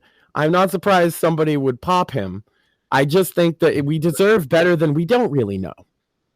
We don't really know. My theory is I've actually heard. I'm like this the one theory. right-wing guy that will ever look out for Malcolm X, huh? What are we, chopped liver? You're not. Well, you're not the only right. I actually have heard a theory on why he was popped. There's a lot of theories. That's what I'm saying. I want the documents. Well, what I've heard is that the Muslim Brotherhood basically went after him for not being radical enough, and that's probably possible. Actually, it's very possible. I mean, like I say, he had a lot of enemies. The CIA didn't like him very much. The FBI didn't like him very much. The other black activists of the time, a lot of them didn't like him very much. That's very true. Yeah, a lot of and that's what I'm saying is like a lot of other Muslims weren't too like There's a laundry list of people that wanted a shot at Malcolm. Well, the big thing that they have there is competition because black separatism really kind of runs counter to everyone should live under the caliph. Yeah, exactly. Yeah. Whoops. Yeah, but the other thing that I would like to see disclosure on is the UFO stuff, but so many other people do. But here's my thing, Sam. What I think it'll say is different than what most people think it will say. I think if we did full disclosure on all UFO-related docs, do you know what would be the ultimate secret revealed, Sam, that I think would blow people's minds? A lot of pilots were on LSD. That the government doesn't know either. Well, duh. And they want you to think they do. They want you to think they know, but they have no fucking clue, Sam. That's what I think is in those documents. It's the reason why they're a national security concern and why they're called UFOs, not KFOs. They have no fucking clue what it is, and they know it's real. Well, here's what they have for the most part. For a lot of it, they just have pilot reports because that's when the vast majority of unknown sightings happened. Before we had instrumentation to tell us what the fuck was going on. Then we have other phenomena where you're just like, okay, that's interesting, but we have camera telemetry, and there are optical artifacts that really do fuck with you in your upper atmosphere. Like there's plenty of fun explanations, and then you have to deal with the part where we, for a lot of it, just don't have a fucking clue. If you're the actual ruling government, you cannot rule out, since you don't know, that it is some foreign entity.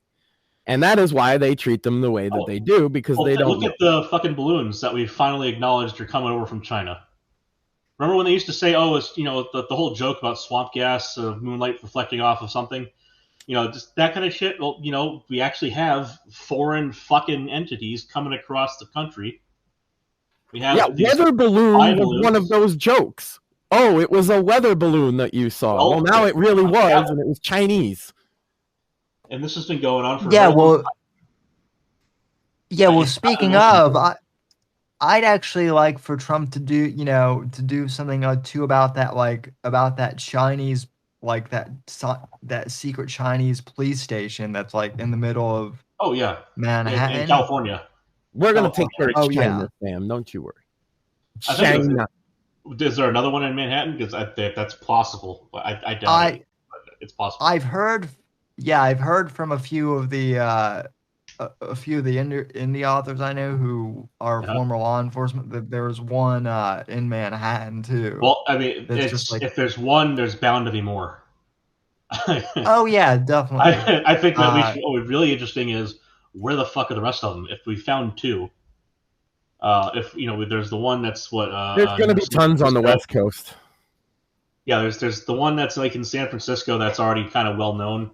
The one where they were that was near the embassy where they were shredding it before they abandoned it. Remember there was that police action and they had those mobile shredders they parked into the courtyard. Mm-hmm. Bunch of town on papers. Oh, they've been shredding over at the NSA, this week. Oh, I bet. Oh, yeah. Yeah, the shredders are running nonstop over at the NSA. I wonder why. Probably nothing. It's a budget thing, I bet you, more than anything. Well, that's the thing is keep in mind that a lot of this stuff is still data warehoused, not on paper, but in hardware. And that's far more mobile and far more information dense. So you don't have to, you can fry one copy and hide three others. Without problems, and which is illegal, but we're talking about an entity that has done illegal since its founding. Did you see when what's his face tried to march into USAID and the door was locked, so they started walking away? Yeah, that was funny. Oh man, you couldn't script a funnier comedy moment than that. I wish his forehead had bonked into it. We're gonna do it. We're gonna take it back right now. Oh, the door's locked. Oh, damn. Your clearance is revoked. Pinhead, bye. Shit. We had taken the whole country back, but the door's locked, guys. I don't know what to do. Fucking champagne socialists. Oh no, it's hard. Okay, let's get predictions. Are the summer protests going to happen? Are they going to be big? Are they going to be small? Are we going to see protesters beaten? All of that. I think so too. That, because I think what's going to happen this time around is when people find a pallet of bricks, they're going to just throw them out. I think what's going to happen this time, they're going to come in strong and they're going to get their asses kicked. And then here's the thing that they don't realize is the 2020 riots was only allowed to happen because people were so mind fucked by the whole pandemic because we were right in the beginning of it. Everyone was told to unless you're racist, but also racism is bad, so you should march. And so everyone who was said, well, fuck it, I'm not risking my job, just stayed home. And it's just okay, we're all mind fucked for a moment, and we allowed way worse. But I'm telling you, in a 2025 world, if they try what they did in 2020, it's going to be met with not even police resistance. It's going to be met with normal people resistance. Sticks and chains are going to be used to beat the shit out of these people. You'll see a resurgence in the Proud Boys now. You want to bet? Oh god, that's got to be a funny. Well, I love how. Sorry, go ahead. I love how, they had the whole everyone needs to stay 5 feet apart and wear a mask, but that went out the fucking window the second the George Floyd protest. The scientists told us, and you can't get sick and you can't get other people sick as long as you're engaged in social justice activism. Yes. My favorite part about all of that was people passing around the goddamn champagne bottles and open mouth kissing and deep throating the fucking things, wondering how a week later they're sick with COVID. Like, let me tell you, dumbass, I think I have a clue. I have not officially had COVID. I didn't go to any of them champagne parties or Black Lives Matter marches, and I just never got COVID. Yeah, I got mine from neither. Well, neither did I. I never got the vaccine either, and I still survived. I still haven't had COVID, Sam. No, I know. I know. That's what I'm saying. I got it before you. There's the non-falsifiable situation. Really bad, but neither of us I died. think I actually think that I did. I think I got COVID right before it became like a thing, mainstream news. I think because we got real sick. Was it like horrifyingly sick because the wild type strain was pretty damn bad? No, it was in like March of 2020, right? And before it was big news, before the lockdowns, and we got like a little under the weather. My son didn't feel shitty at all. That's the closest thing to COVID I could even suggest. But as far as I'm aware, I have not had COVID. I'll say this: either you got lucky or you didn't get COVID. And it's not to knock it. That's basically the two major choices there. Well, I know a bunch of people that got COVID where they were like what I'm describing. Right. Like I said, that like be lucky. The wild type was way worse than any of those strains. And I was in the data. I made that little. I scripted out that little app that gave me the data pulled from the repos that were collecting the data from hospitals and reporting. Yeah. And you could see it in the data that the wild type was way worse than the other ones. Delta was you can kind of just tell because Epsilon was whatever. That's when the massive numbers of casualties came in too, right? It was like that strain more or less. It was wild type and alpha and then delta. Those were the three big ones. And I got it when delta and epsilon were swinging. And I think I got both of them at that point. That was fucking rough. And I remember my girlfriend got it when beta was kind of the big one, and she, her bed was like 3 feet from her bathroom door, and it got her to the point where like she stood up to go to the bathroom, and by the time she got to the door frame, she was, tunnel vision, almost blacking out. Her O2 sats were low from that shit. I also would mention I didn't get my kid any vaccine for COVID because that's like silly to both of me and my wife. We laughed at the very idea. And he's not gotten it as far as we know either. He does have the flu right now. Mm-hmm. He's staying home from school this week because he had a fever and he had the flu, like the real flu, influenza. So right. That's type A, so it's not like the end of the world, but he don't feel so great. Well, he'll get over it. Yeah, exactly. And I mean, COVID now is basically that for most people. So it's still, I'll say this, it's a dangerous flu.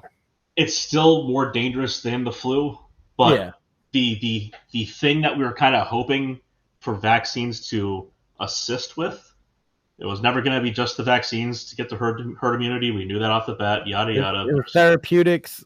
There's time components to this. It's not like you get the vaccine once and you're covered forever. Right. There's a population dynamic. If you have too much circulating virus, the vaccine's not going to last very long.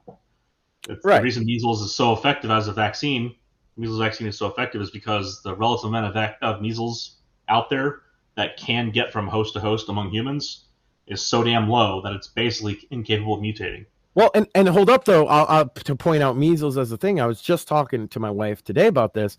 With the immigration problems, as we've seen rises in those kind of diseases like scarlet fever. Yeah, the vaccines are going to start wearing off, by the way. If they don't come in and vaccinate, correct, the vaccines that we have will wear off. because the mutations will rise to the point where a new strain will be able to overcome the vaccines. And there have been cases in, I believe, California of kids who were vaccinated with the MMR getting measles from classmates that were unvaccinated. So they are part of a subpopulation of people who are vaccinated that are very unfortunate. The reason we give vaccines to so many people is because some people who get vaccines do not take as in they don't get the immunity, period.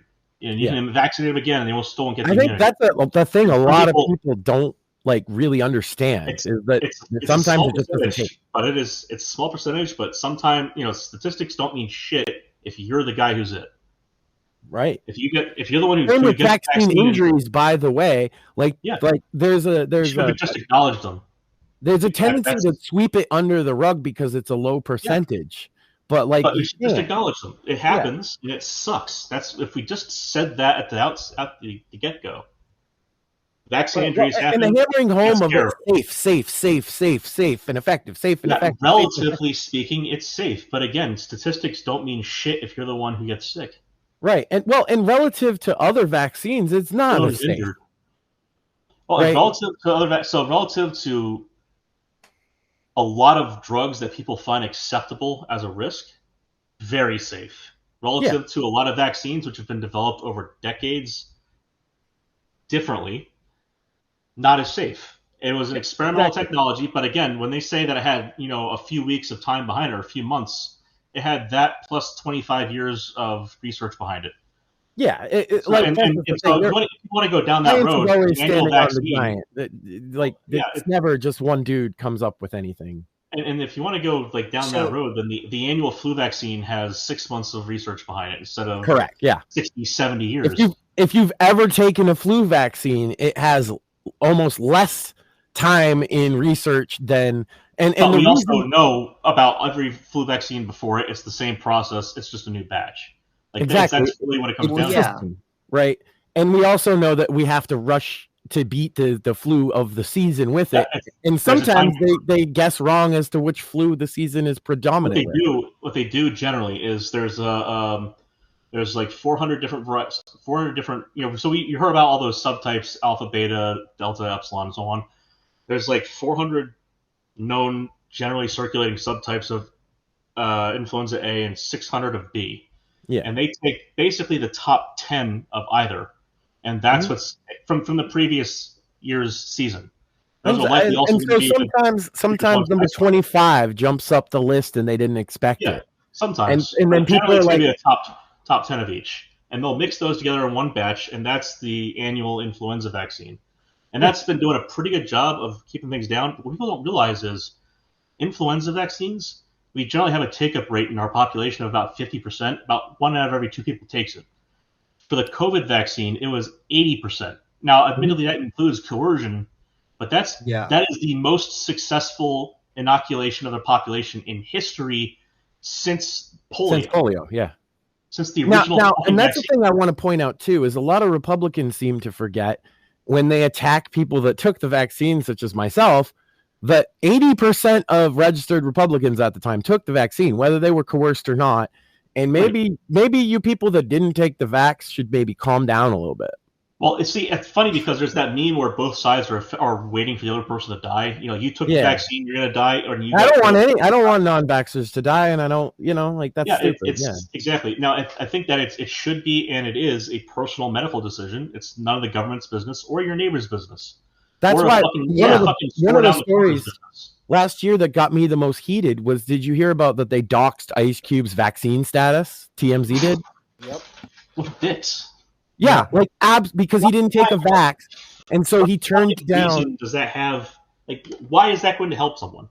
He had turned down a $8 million film or whatever because they said, "Oh, we're going to be one." It had all these lockdown restrictions on filming, and then 2, he didn't want to take the vaccine because he said his uncle was part of the Tuskegee experiment. That's like saying you need to take PrEP every day in order to work here.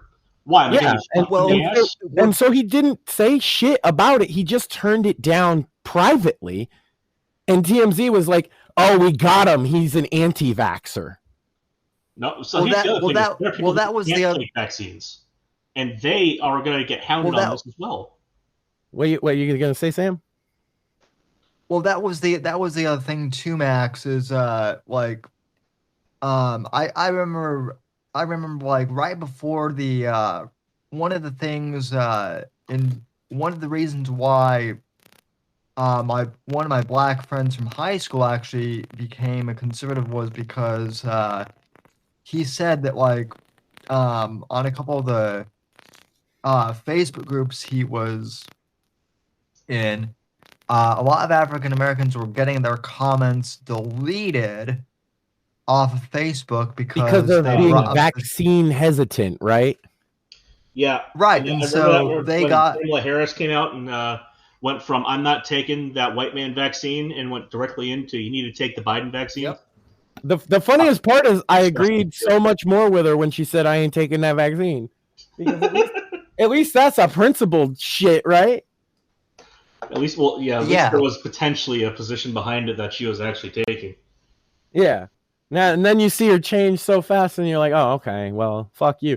I mean, that kind of thing is exactly why she didn't win a goddamn election. Yeah. Well, and that it's not hard to see. People are like, the Dems need to take a hard look. It's like, no, they don't. They know. They know. They fucking know why they lost. They're just mad. They don't need a moratorium on what went wrong with this election, Sam. They have a very good idea. Well, that's the whole thing.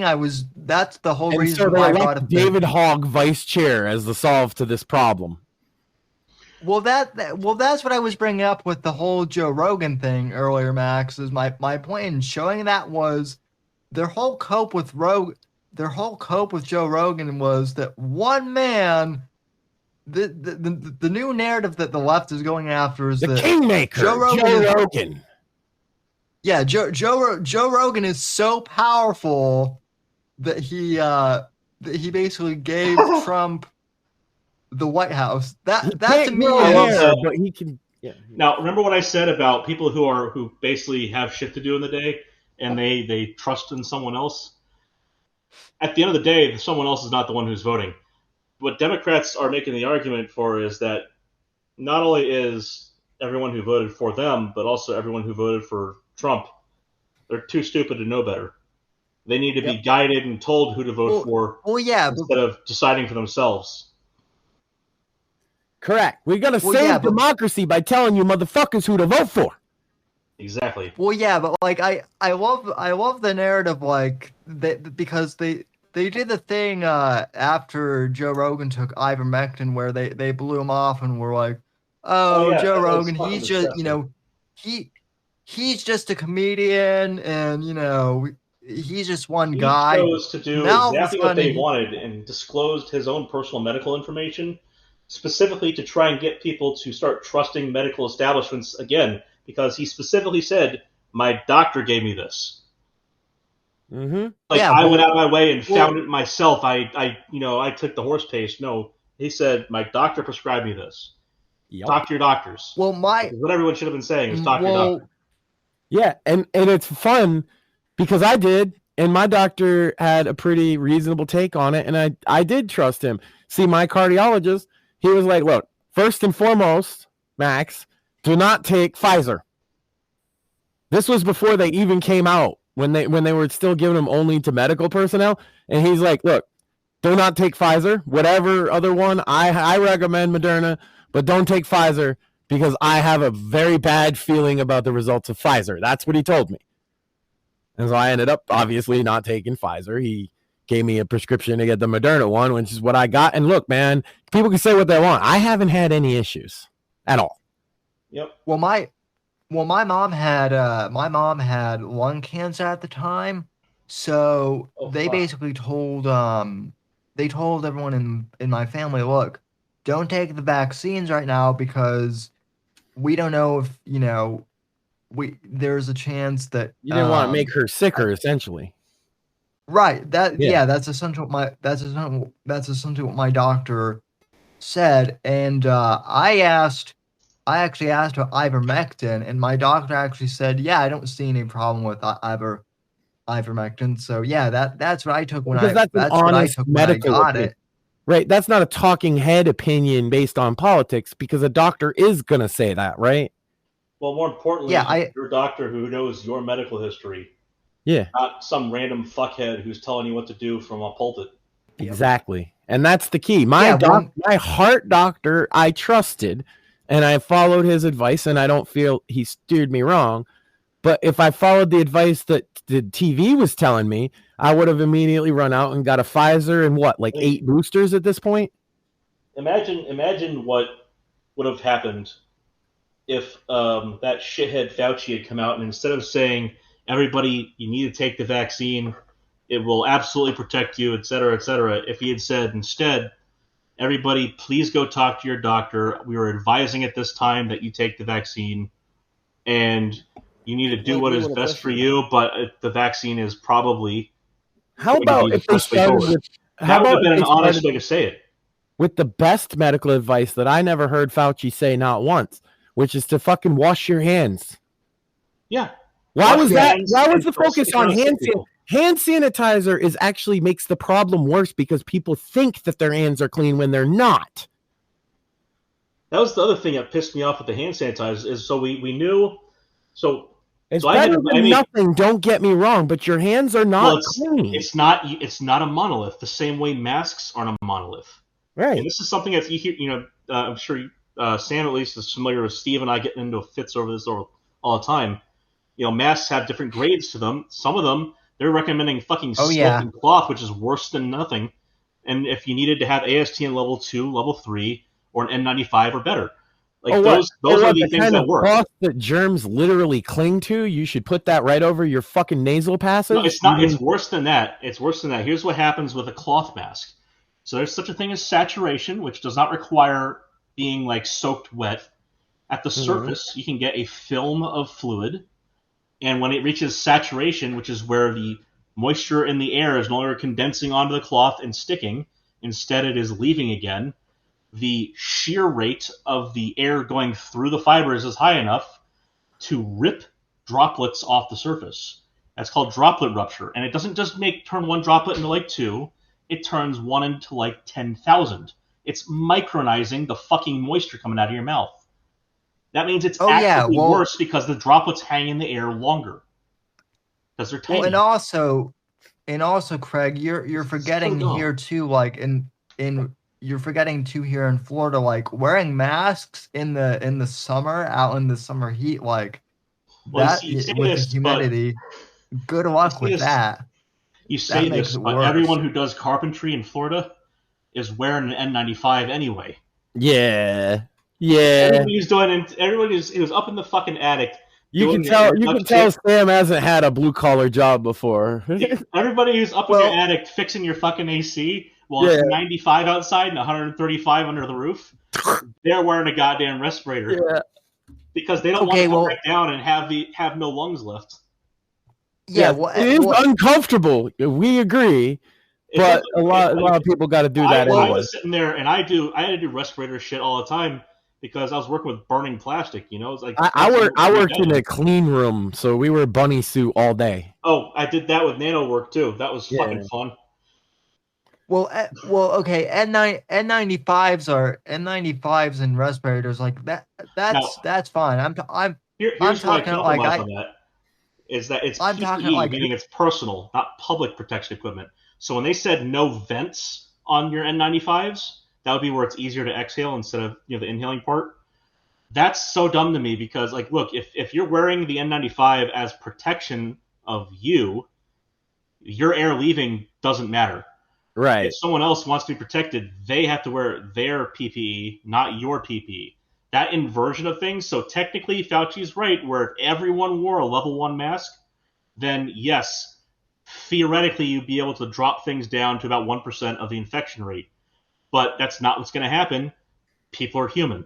No one's. What you should be doing is focus on protecting yourself. He poisoned the well on masking forever. So bad. Forever. Because again, every time I bring up masks, what's going to happen is Steve's going to say, "Yeah, but masks," and he's going to be technically correct because as a monolithic category, the worst performers were made valid and acceptable as general use masks under that dipshit's rule. Mm-hmm. Well, that whatever people that think about masks, that's the legacy, right? And the legacy is like normies will revolt if you suggest it. Also, like the whole thing, like wearing it under your, like people are gonna wear them wrong. I get that part, but like that's where public outreach and education comes in. So, for example, going back to hand sanitizers, to kind of just rope us back into that, like there's different types of hand sanitizer. The ones that are based off of BZK or so benzalkonium chloride. Yep. So that's the, if you ever see like the alkyl this, that, and the other numbers and lots of funny letters, and then you see benzyl or benzalkonium. So ethyl benzalkonium was the really common one. It's basically hospital soap. It's not chlorhexidine gluconate, which is the really good. It smells like it too, right? It smells like hospital soap. But it's basically, BZK is basically hospital soap, and it kills everything you touch on your skin. It's great for that, but it takes like 2 to 4 minutes. It's not you wipe it and you're done in 30 seconds.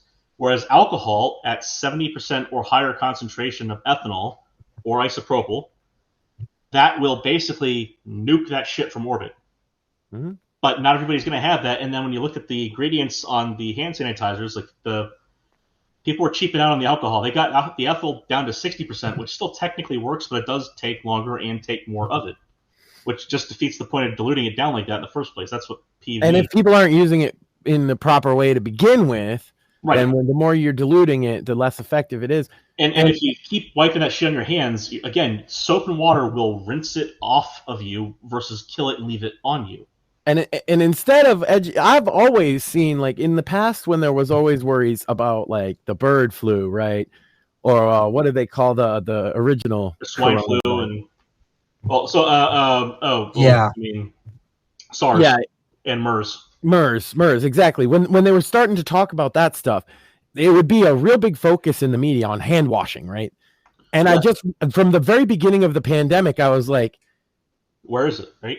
Hand sanitizer is not hand washing. I was like freaking out at Fauci just over that in the very first days of the announcements. Like, well, the other thing was, he said 6 feet, and it should have been 20 feet. Now it's a back of the envelope calculation. But again, he's taking the top of the peak of a distribution for diameters on droplets and the settling time of those, and you have the average velocity coming out of your mouth. And so basically when it comes out, by the time it hits the ground or gets far enough below the face, 6 feet, that's probably going to be somewhere around like your chest or your waist. 20 feet, it's probably going to hit the ground or be on your shoes. Yeah. But again, air currents, yada, yada. Like it's not going to be quiescent, calm air. It's going to be. And then also thinking about 20 feet just doesn't make any sense from a. Well, you're way the fuck far away from people, right? 6 feet. 6 feet barely worked for anybody. And again, the well is poisoned. The idea of social distancing, if you ever bring it up again, will be a revolt. I mean, so speaking of like the blue collar shit, and I realized I was doing research as a academic, so that's not blue collar, but like same kind of vein here. Wearing my mask in the lab and just doing stuff instead of deciding like get to my car, take the mask off with my hands, and then have to wash my hands. I just left the shit on and went home and assumed everything was contaminated and decontaminated as I walked in. And so the funniest thing was I looked like one of the retards who would wear a mask in their car, but I was just being lazy. I was legitimately just being fucking lazy. Yeah, you that were convinced that if you wear a mask in your car, you're somehow safer. And I mean, if you got someone coughing right out on your bumper, I get that maybe you could have an issue. But if you're going 70 miles an hour down the highway, you're not going to get sick from COVID in your car. I also want to just point out, sir, that as an engineer of the intellectuals, you are the blue collar. Sure. Yeah. I mean, that's, you know why? I am also a chemist. I'm a chemist and a chemical engineer. I got both degrees. Right, but engineers are, chemical engineers too. Engineers are the people in the trenches with the blue collar guys, at least in a lot of places I work. So we're not technicians. We're not technicians. Don't take that pride from them. No. But I do get it. Yes, we do hold wrenches on occasion. My favorite thing about the masking thing though, and I think certainly not management is my point. That's what you go to with an MBA. Not yet. Right. You had a favorite thing about masks. one of my favorite things about masks, and I think this is what a lot of people kind of knew it was a joke too, was you had all these Karens like talking out, oh, you got to wear a mask, but yet they would. I kid you not, I saw multiple times people who would take off their mask for like a split second to take a drag from a cigarette. Yep. And then literally put the mask just smoke Not the whole serious thing back on and then take it off every time to take like a drag from a cigarette. The good ones also or so eating, right? They're eating a sandwich. Moral policy. Yeah. So that dragging down motion you just did is exactly what I was going to say here. That's actually, if you want to avoid wiping your face with the contamination you've been breathing out or inhaling, so touching the outside of the mask and then moving it along the outside of your face where the mask has not been covering and putting whatever's on your skin onto the inside of the mask, you wipe it on your face if you drag it down. If you undo one of the loops, though, and swing it to the side, then nothing's going to touch that area and you're fine. Yeah. I actually had to correct people on this. I do it gently. I'm not an asshole about it. I'm just being nice. But at the same time, like everybody you see on TV, there's two movements they do that are wrong, right? Is the up and the down, right? Yeah. Everybody you see on TV, though, every one of those fucking people who's telling you to wear a mask, what are they doing? Yeah, they're doing all I love when they put it over their chin to talk. Yeah. That's my favorite, is like, you literally just have a chin diaper. The chin diaper thing was pretty good. I liked that meme. That was fucking great. You mentioned, Max, the fact that like everyone was big on, on no hand washing, but the other thing too that like Rogan brought up on the podcast that no one wanted to talk about too was like, if you need, if you're obese, like you're at a higher risk, so lose weight. That was I mean, they love talking about that people with diabetes were at a higher risk with that, but that's basically saying the same thing. Pretty much. And here's the thing: is the diabetes risk component wasn't a whole lot worse than just being obese.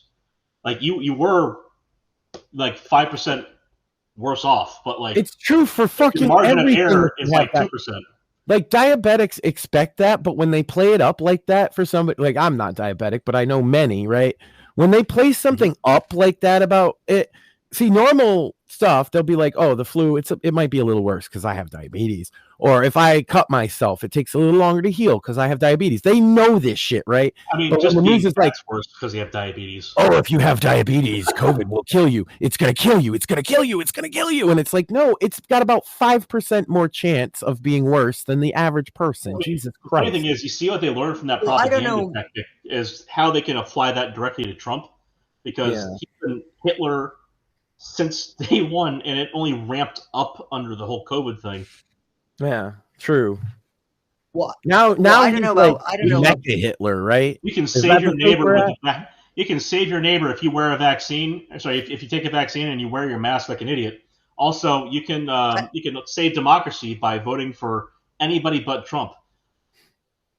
Well, I don't know about Mortheous, but I kept being told, "Oh my God, Sam, you have cerebral palsy," which is a neurological issue.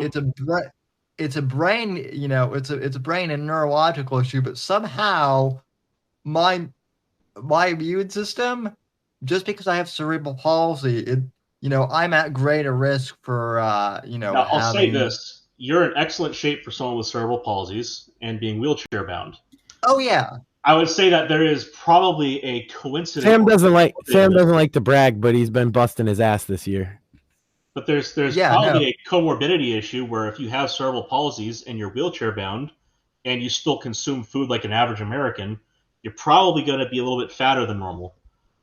But if you give a shit mean about there's your a body, direct correlation between eating too much, not exercising, and being fat and unhealthy? It's seriously, here's the problem. Everybody gives people with cerebral palsies those automated forks. It just fucks them all over. The ones that put the food in your mouth as opposed to just sit there on the table. Yeah. Oh my God. Yeah, it's wild. You can see how that correlation could be made, and so if someone cares enough to reach out to you, like, and I get this kind of shit with other issues I've got. It's like, yeah, I appreciate that you give enough of a shit to tell me that give me your advice in a kind way, as opposed to being a fucking dictator and telling me I have to do it or else. Right. That part I can accept the advice that way. It's the other side where if you don't take your vaccine, you're killing grandma. Yeah, that's between you and your doctor, and anybody who says that shit can fucking stick it back where it came from. That's why the Ice Cube story hit me to my core, right? Because one, Ice Cube is one of my heroes growing up, right?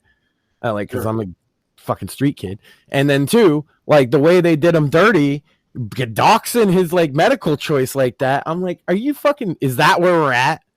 He's not even a right winger. He just didn't want to get the vaccine, motherfucker. But now they turned him into a sort of like, he's like center right now, basically. I honestly, Mac, I think that was the whole thing that, like, honestly turned a lot of people into Trump supporters, honestly, was had the left not been such, like, mask Karens, or just Karens in general about the whole COVID thing. Had they not been insufferable authoritarian cunts, yeah. Would have been a little bit nicer. Yeah, that was where they'd be if they weren't insufferable authoritarian cunts. But alas, Sam, we live in the age of Boss Hogg. We need Sam, your soundboard. This is your assignment for the week. Is you need to get the clip of Dukes of Hazzard, and you need to get when he's like, "I'm Boss Hogg." We need that now. Every time we talk about the DNC, it's like, "I'm Boss Hogg, boys." You think I'm the law around these here parts? You know what I mean?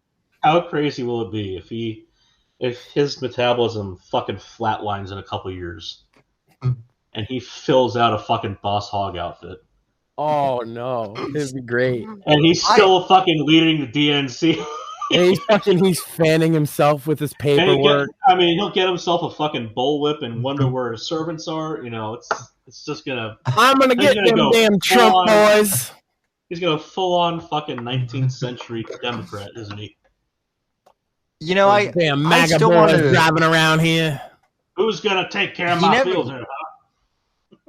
He never did accept Kyle Rittenhouse's challenge to debate him on gun control. I'd like to see them fight, if I'm going to be honest. I think that kid's doing all right. That's something I haven't followed up. I'm guessing he's laying low. No, Rittenhouse? No, he's been having a blast.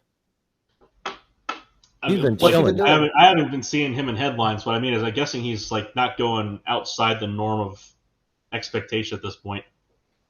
Oh no, he's been doing all kinds of shit, doing podcasts and everything.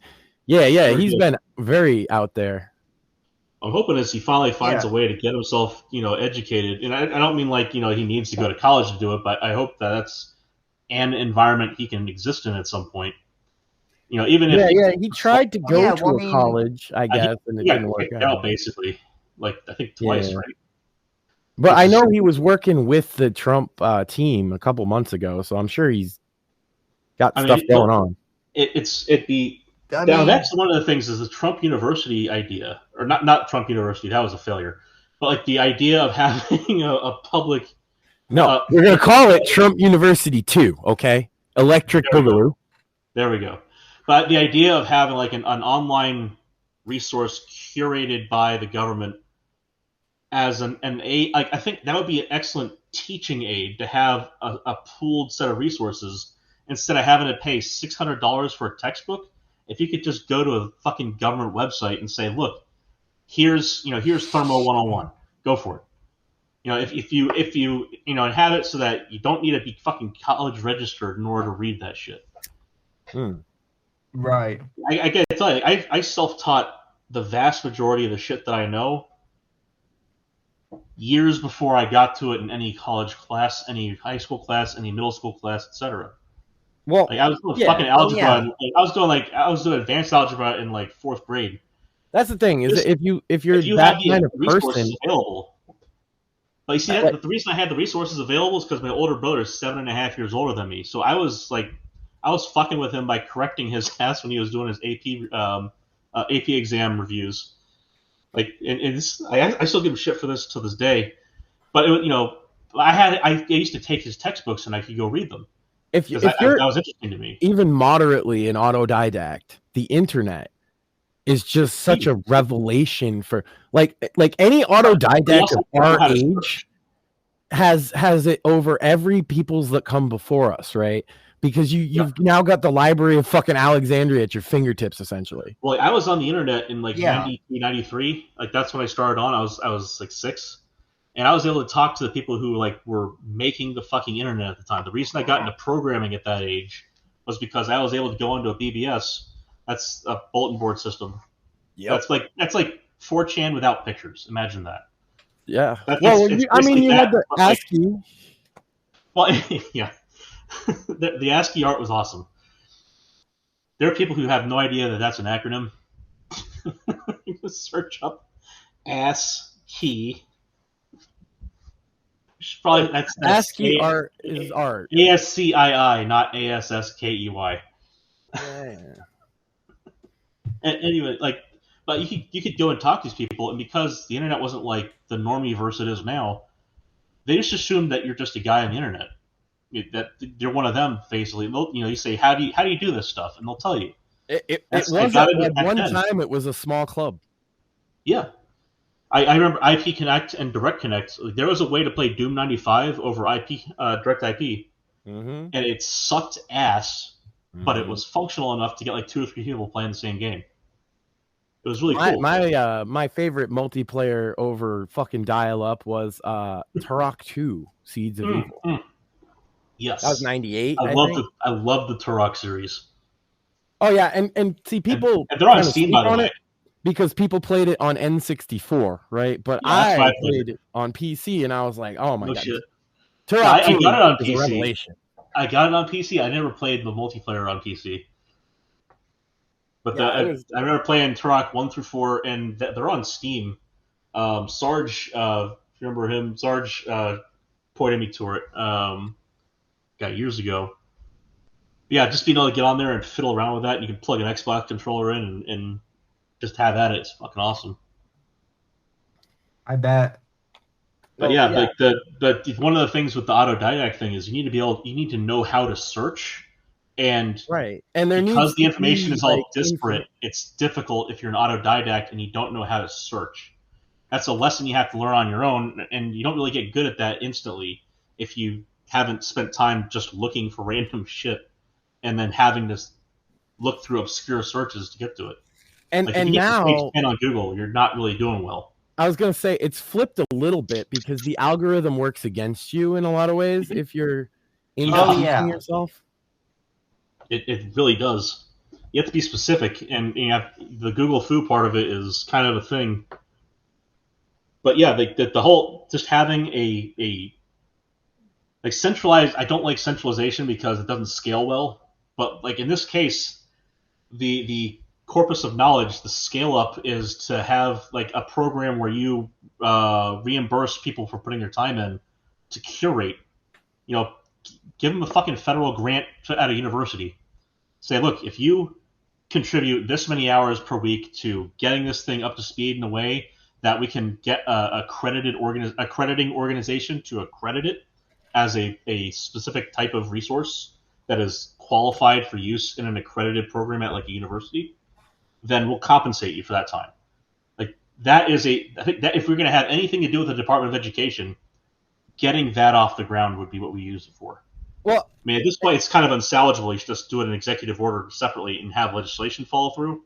But if we had a DOE that was worth a damn, that would be where you put the funding is getting people. I think with the DOE, because Trump has been coy since he came in office about the idea of ending the Department of Education. I think I know why that is, because I think it will still stand as a department afterwards. What I think it will be doing is it's going to be doing school choice, essentially. It's going to be giving vouchers. Sure. Because that was a policy he championed since 2020. Well, every fucking state has a Department of Education. People don't realize this. Every single state and every territory has a Department of Education that is responsible for the schools in the state. And federal government, when Carter put that in, we went from number 1 to number 24 in a span of like a decade. Yes, very quickly. We fucked up. Like they came in and they forced everyone else to do stuff that they switched from what was working to whatever retarded shit they were told. Standardized testing. That's what they switched to. Is standardized testing, and then teaching to the standardized tests becomes the incentive. That was the problem. Standardized tests aren't an issue. Teaching to the test is. Correct. Yeah. Like actually, I just standardized tests should be of the teachers, not of the students. Because teachers should be held to a minimum standard. That was the idea of the Department of Education at the federal level, was minimum standards. And I just voted in this last election in Massachusetts. We had the MCAS, which is their standardized test. It was required to graduate high school, and a referendum got put up that not only did I sign it as a petition, but I voted for, which was to get rid of the graduation requirement. And I feel strongly about that because that leads to graduation requirement leads to the teachers forcibly having to teach to the test. They don't have a choice. Right.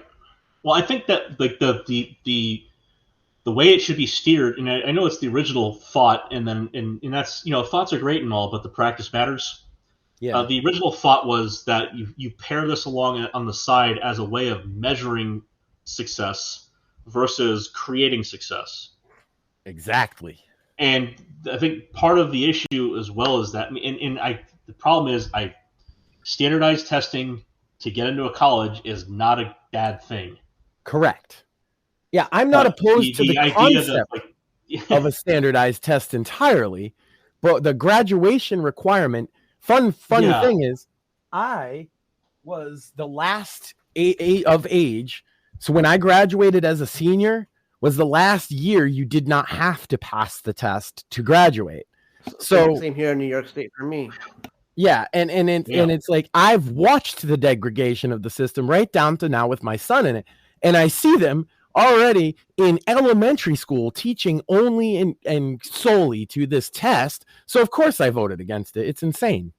See, that's the thing is, I did college prep. I was very fortunate in that my standardized testing is great, but one size doesn't fit all for education. Right. So I was fortunate that my parents were able to afford, by the shoestrings they were able to pull together to send me and my brothers, send me and my little brother to private school. My older brother basically went to public school. Because that gap was enough time to amass the capital, so to speak. But going through basically college prep, we didn't have to take the FCAT, which is what everyone else had to take here in Florida. So if you're in public school in Florida, you take the FCAT. And I don't know if it's a requirement to graduate to pass it, but I know everyone has to take it in public systems. We never had to take it. We ended up just doing the SAT, ACT. Actually, here the MCAS is a test for that too. Private schools have to take the MCAS here as well. Mm-hmm. Yeah, well, and to be fair to my state for 1 second, it is number 1 in education. According to that test.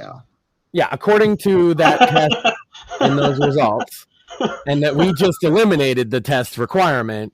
But to be even more fair, Massachusetts has been number 1 since as long as they've been keeping track, even before the standardized testing.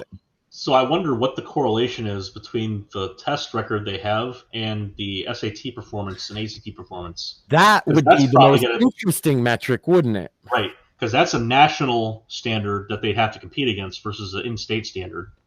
I wonder what the two. We have the highest proportion of people going to college, but that's not really entirely fair considering the size and population of our state. So per capita, we have the highest level of college education in the country. I'm sorry, Sam. Go ahead. When I was in high school, they required everyone to take the SATs to graduate, but then the year after I graduated high school, they stopped doing that for college admissions. So, So I was the last year that had my last year of SAT was the year they were testing out the third section for the third component of the score. So I got both the out of 1600 and out of 2400, and then my little brother is basically a year behind me in grades, so it's in academic year, and he when he took it, there was no longer like an optional component. They had established the population basis for standardization. Yeah, it was 1600 when I took it, and I wasn't really sure what the difference was, to be honest with you. Well, so I knew that younger people told me it was 2400, and I'm like, well, then I don't know what it translates to. So the 1600 part is exactly the same, but then they added a writing section. Oh, okay. So points. I just didn't do the writing. Well, I got like a 15 something. Yeah. But I got suspended 65 times, so I didn't go to college. I was much more into smoking weed with my bros. I can see why with your family history, there are reasons. So, so the funny thing is, though, in that case, technically, when my mom was, when she had me as a single mom, she went to Northeastern. So technically, I physically went to Northeastern, which makes me an Ivy League guy. Ah, all right. It's just that I was a baby, and the teacher felt so bad for my single mother that she would hold me during the class while she's teaching because she's so embarrassed by this single mother. Anyway, go ahead. That's you and Boss Man Hogg, man. You and Boss Hogg. Yeah. He's a Harvard man. You're a Northeastern. That's right. Go ahead and rub elbows. Well, that's a throwdown if you don't know. That's like. Yeah, toss the gauntlet. Well, yeah, and yet you're way smarter than he. Yeah, did you hear? I don't. No, I'm retarded. I don't want someone to go and actually publish his grades, but the hearsay, at least, I'm hoping it's only hearsay and nobody's actually done this to him because that'd be fucking awful. But the hearsay is his Hogg's grades at Harvard were shit. Case's grades were great. Yeah. And that basically Hogg got through on name recognition, which that part I do believe. At Harvard, he was probably could be said for Kasich. Like a minor celebrity to a lot of those lefties. Oh yeah. From what I've heard, he didn't even have the grades to get into Harvard initially, but they let him in. That's true. He took the SATs twice to get the score, actually. So that's the other thing is SATs and ACT, like standardized tests for college admission. It's common if you're at least in prep schools, definitely, but I think in writ large, it's common to take it twice. Okay, to be fair, he took it once. He took it once before the shooting at Parkland, and he took it once after. Sure. Make of that what you will, dear listener. So every college, and I'm certain policies haven't changed in the intervening time. Every college takes the best of the ways that the ACT and SAT are split up in different components. Like say your different 800 scores or different 17s, whatever. They will combine them. They'll combine the best scores of your attempts to give you a composite score, and that's the score they use for their DEI score, right? Well, nowadays that's not anymore. Well, I guess at Harvard still, right? Well, yes. That's the thing, Max. Is for state schools, at least here in Florida. They stopped now the year after I graduated high school. They stopped requiring high school students to take the ACTs or the SATs. I was the last. I don't think we were ever required at my time, because most people actually. This might sound crazy to you, Sam. Most of the people in my graduating class did not go to college. Do you know? We went to a really actually considered to be a top school. Do you know why, Sam? Because I graduated in 2002, and about half the guys signed up in the military to go die in Iraq. Right. That's fair. No, I went to the top rated public high school in Colorado. But they didn't let me go die in Iraq, Sam, on account of I have flat feet. I was a bunch of my buddies and sent them over there. They said, nope, "Nope, you got flat feet. You're not allowed to die in Iraq." And I said, damn. Well, having flat feet saved your life then. Yeah, from Me, the I wars was- and depleted uranium and all kinds of other fun things, right? I don't know, Sam. I was going to join the Navy. I wasn't allowed to go. I'm a cripple. I'd like to look up how Yeah. many Navy deaths happened in Iraq, but I don't think it's very high, to be honest with you. I mean, Because I depends absolutely on. would have signed up for the military had I been allowed to. Yeah, I definitely signed up and got told nope and was like, oh, man. I And then I got- went to my friend's funeral and I kind of changed my perspective, and that's when I became pretty anti-war Yeah. and very public about it. Yeah. I had to carry a couple of friends too. That's not fun. Yeah, rest in peace. Holding All those back. we've lost for no fucking reason. I'll tell you, being a pallbearer for a couple of my buddies, that leaves a dent. You Well, know, I and don't then, and then there's my buddies that come back, right? Half of them are all fucked up in different ways. Oh yeah. Well, that's the thing is people don't realize this, and this is something I knew before, before getting into high school. Even I didn't fully comprehend it as much until later on, seeing it in their eyes. But you don't go when you go to war. Part of you dies there, no matter what you do. I'll tell you, It's either from seeing your friend blow up next to you, losing a limb, or hearing about it on the fucking boat when the guy's bleeding next to you. Shit gets real fucking fast out there. I have a good friend of mine, and he was one of those gung-ho motherfuckers, wanted to be Marine, and he became a Marine to his credit. Hoorah and all that. Shout out to him for doing it. But the point of the story is this. When he signed up, he wanted to go because his whole reasoning was, if I join, I can kill somebody legally. I'm going to be, Let me tell you something about when he came back. None of that was there. Yeah. That was fucking gone, and he didn't want to talk about it. He told me about what he did, and he told me that he did kill a man, like he said. And he felt fucking terrible about it. What a shock. I bet you a lot of that got beaten out of him in boot, though, because the mentality that you are a killer is built in, but at the same time, the idea that you feel good about doing it as a person is beat out of you.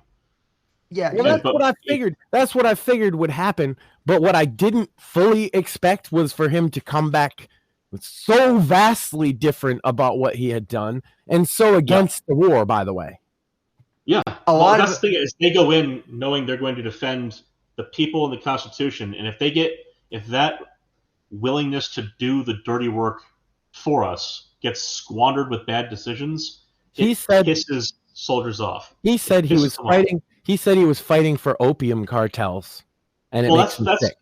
That's the thing is people don't realize, like, part of the duty that people did in Afghanistan was guarding the poppy fields from being torched, which is what he did specifically. And he felt like he saw those. That was one of the nice rotations. He saw those poppies, and then he thought about a friend of ours that died of a fucking heroin overdose, and he thought, I'm literally defending the system. And that was when he fucking applied. A lot of those opium poppies are what we use to make our opiate medicines everywhere else in the world. But a good portion of that, because the way Afghanistan was run at the time, like 30% of the opium they produced was immediately turfed into the illegal trades, and they either made illegal opiates or they would make heroin. And the heroin, the either black heroin off-brand oxy or perk. Right, off-brand oxy or perk that they're basically they make the counterfeits in China, and that would get shipped just over straight here. up smack. Yeah. And that shit, and especially by the way, the smack, because that's why so many of the soldiers got hooked on it while they were over there. Yeah, that was the other thing I was going to say is part of the thing that happens over there is they say, bring our boys stressed. and girls home. By the way, is my stance to this day. Just wanted to let everybody know. They say, hey, man, you look stressed. This is how we relax while we're working the fields. While you're guarding it, why don't you try something? Yeah, man. I smoke the opiums every day. It's cool, bro. You're just standing there. Yeah, the people that work in the fields, they get killed if they get caught taking it, but they're happy to hook a soldier on it because they don't give a fuck. Well, they think they saw Americans there as invaders. They're going to fuck with you. And that was a lesson they learned the hard way. Well, and then the sad irony too is that then when these guys come back and they actually need medicine, like from the VA. Yeah. Oh yeah, he VA's not doesn't gonna get give- much of that. Yeah, Yeah. so that's a sore spot. So here's the thing: is VA used to be a hell of a lot worse. So my uncle, Gordon Mansfield, he was the deputy undersecretary or whatever, and then he became the I think it was acting secretary of VA under Bush briefly. And so what he did, so he came back from Vietnam, and he didn't get the Medal of Honor, but his buddy Joe Marm got it down the valley from him. So I actually got to shake Marm's hand at his funeral, which was a huge honor to meet the man. He's great. So my uncle, I've heard of him. My uncle got shot in the so same unit as my uncle. My uncle got shot in the spine, and he got what the hell is the infantryman? The one that's right below Medal of Honor. He got that for defending his people while he's paralyzed on the ground, shooting at the enemy while his team got on the bird and got out of there. So he came back and he got himself a law degree, and he immediately got into he became a judge for briefly, and then he got into politics. And he got into the VA because he, as a soldier who came back fucked up from the war, got to experience all the glory of the VA at the time, which did not serve anyone well. And what he did was he got in the VA, and he, as an administrator, with legal authority to fuck with these people hard if they screwed him over, he would just come in as Joe Blow in the wheelchair, soldier off the street, and see how they treated him. And he'd take down names, and he got those fuckers fired. Dude, that's like the Ray Kroc strategy. And they stopped doing that shit after he left the VA. And they even stopped it while he was at the top of it. He didn't have any control at that point of that kind of process. But because they made it so hard to fire a federal employee, shit like that doesn't work right now. But hopefully that's changing as we speak with Trump. But that's the kind of thing that needs to come back. Is going in there and just getting the people out that need to get out. With all these plates in the air, sometimes it is hard to see where things might shake out. But the thing that I think a lot of Dems don't get is this is exactly what we did vote for. Yes. Oh, yes. Yeah, I sent that meme to my family chat earlier. There's the one that says, this is what I voted for. It's better than I imagined. Mm-hmm. Yeah. I keep seeing stuff, and I'm like, no way he did that. That was just something that I would have, spitballed off, right? How did the president just do that? By the way, Craig, the medal you're thinking of is the Distinguished Service Cross. So that's probably I think that's the infantry. Yeah. And look, medals are great and all, but when you get shit on at the VA, and the VA was I think the higher honor for him, frankly. I will say this, that exactly. Straightening out the VA does a lot more good than even saving your bros in the fucking foxhole, for real. The VA got better under Trump. It did. A lot of veterans will tell you that, but not better enough. One, it's never good enough. These people got injured almost universally in defending this country, or at least you promised that if they did that, you would take care of them. Let's fucking do that. One.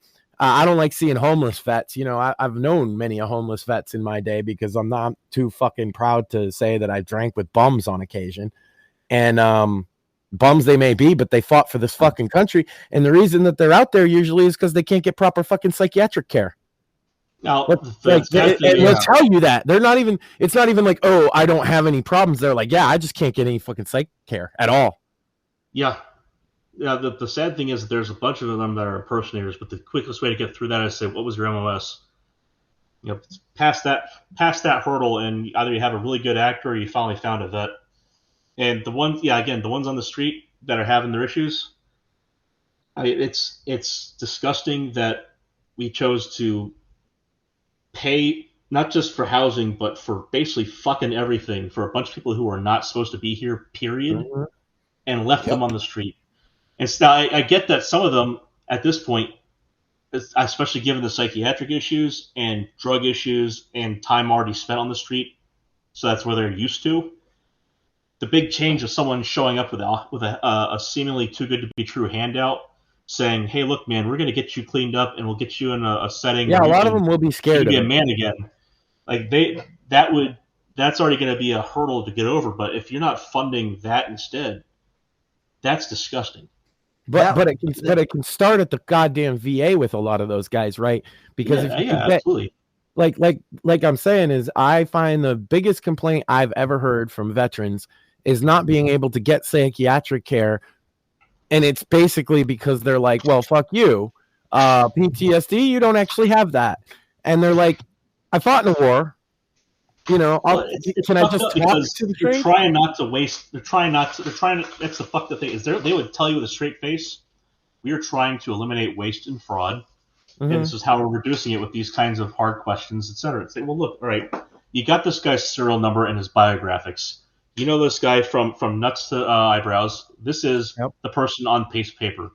If you're not taking care of it, he paid. And here's all the times he's gotten for the picked bill up already with his blood, and all you have to do is give him cash. That is such a crazy trade. A person put their body on the line and bled for you, and you're gonna fuck him over on a bill. That's outrageous. And he's broken now because you're every fucking hangnail should be taken care of by the VA. And they wonder why the veteran suicide rate is so high. It's because they feel like they don't have options, especially if they're in mental health treatment. They put the pants on. You should just take care of them. It's that simple. Well, that's what I was. Ever. Yeah, fuck. And this is why people don't care about USAID, by the way. Because are they helping the veterans get off the fucking streets? No. Nope. They're funding the NGOs. Yep. They're funding the NGOs that are getting the fucking government in New York to kick veterans out. Kick out actual veterans of hotels and stuff and move illegals in. This 100% happened last year. Yep. When I first Those were, by the way, not homeless veterans. Those were veterans who had a home and got kicked out of it because they were on a government home. Sam, you were saying? Sorry, that just makes me mad, Sam. It makes me mad too. I don't know if I've actually ever shared this story with you, gentlemen. I believe I've shared it with Mortheous, at least, but I actually had a service dog when I was a kid who I ended up giving to a wounded veteran. You did tell me about that, actually. When I no longer needed him as a service dog. Long story short, Ian, who is the gentleman who got Clark, served in Iraq, and when I first met him, this was like in 2010, and he had told me that like the VA has been fucked for like, at that point it was like 30 years because but he told me early on it's because at that point mostly the Vietnam vets were getting it the worst for the longest time, but in the 2010s it was just starting to hit all the Iraq and Afghanistan vets too. Find out the same exact problems, right? Well, but there were two things that he said that I'll never forget, because at the time the Obamacare was just it wasn't passed yet. It was just it was still just like in front of Congress. He had told me that like a bunch of veterans had gone to Congress and said, "Do not pass this thing because it'll be like the VA, but for the general population on steroids." And there was 100% veterans against the ACA. I remember that. Yeah, he's right. The other thing too is and I remember being flabbergasted when he told me this, but one of the problems they had, you mentioned PTSD and veteran suicides. One of the big problems they had was some of the VAs were so understaffed that they literally had like college psych students coming in as psychiatrists for these for these veterans. And you have some of these guys like pouring their heart out some of the horrific shit they've seen. And then you have like these 20-something-year-old college kids who, they've never seen combat. They're traumatized by what they've heard these guys describing. So it doesn't help anyone. So a buddy of mine, part of what rehabilitated him, after he was a ranger. He had a parachuting accident. So that's a generic term for he got into some shit, and he got fucked up from it. But he came back and he was wounded in a way that fucked up his spine a bit. He had to take meds for pain, so he was in the hospital for a while. And so one of the things he started doing was just talking to the people around him, and it's one of the things that really gets them through it. Is it's the same shit you do in any other generic field as kind of the male camaraderie is who can tell the most fucked up story, that kind of stuff. Yeah, but just getting them to speak about it out in the air instead of just recycle it in their head and live that moment, instead putting it into the past by telling someone else what happened, and then having that someone else be someone who can authentically say, yeah, man, I get it. I was there too. All my veteran buddies say the best therapy for them has just been talking to other veterans. Yeah. That's a real psych person isn't going to be able to tell them, yeah, I get it, and then have the vet think that they actually did get it. This is why I don't try to say I get it, right? I'm like, well, I can relate, I can empathize, or sympathize, but can't empathize is what it is. So that's exactly it. You can do comparative situations where you as a part of the sharing part of it between the two people, you can describe shit you've gone through too that was horrific. If you happen to be unfortunate enough to build character that way, you share that kind of stuff, and the same way that you won't necessarily get everything that they say, they have that similar shared experience. They're not going to get the same kind of the average is to be not average and having some fucked up thing happen in your life. So everyone's going to have their go-to story, and the thing that will help a vet out is not just hearing it from other vets, but when they talk to a civilian and the fucked up story, even if it's on par with shit you'd find in war, just isn't the same kind of hellish theater. It recontextualizes that they're home safe. Mm-hmm. That is important. That's a part of the process of getting back into civilian life.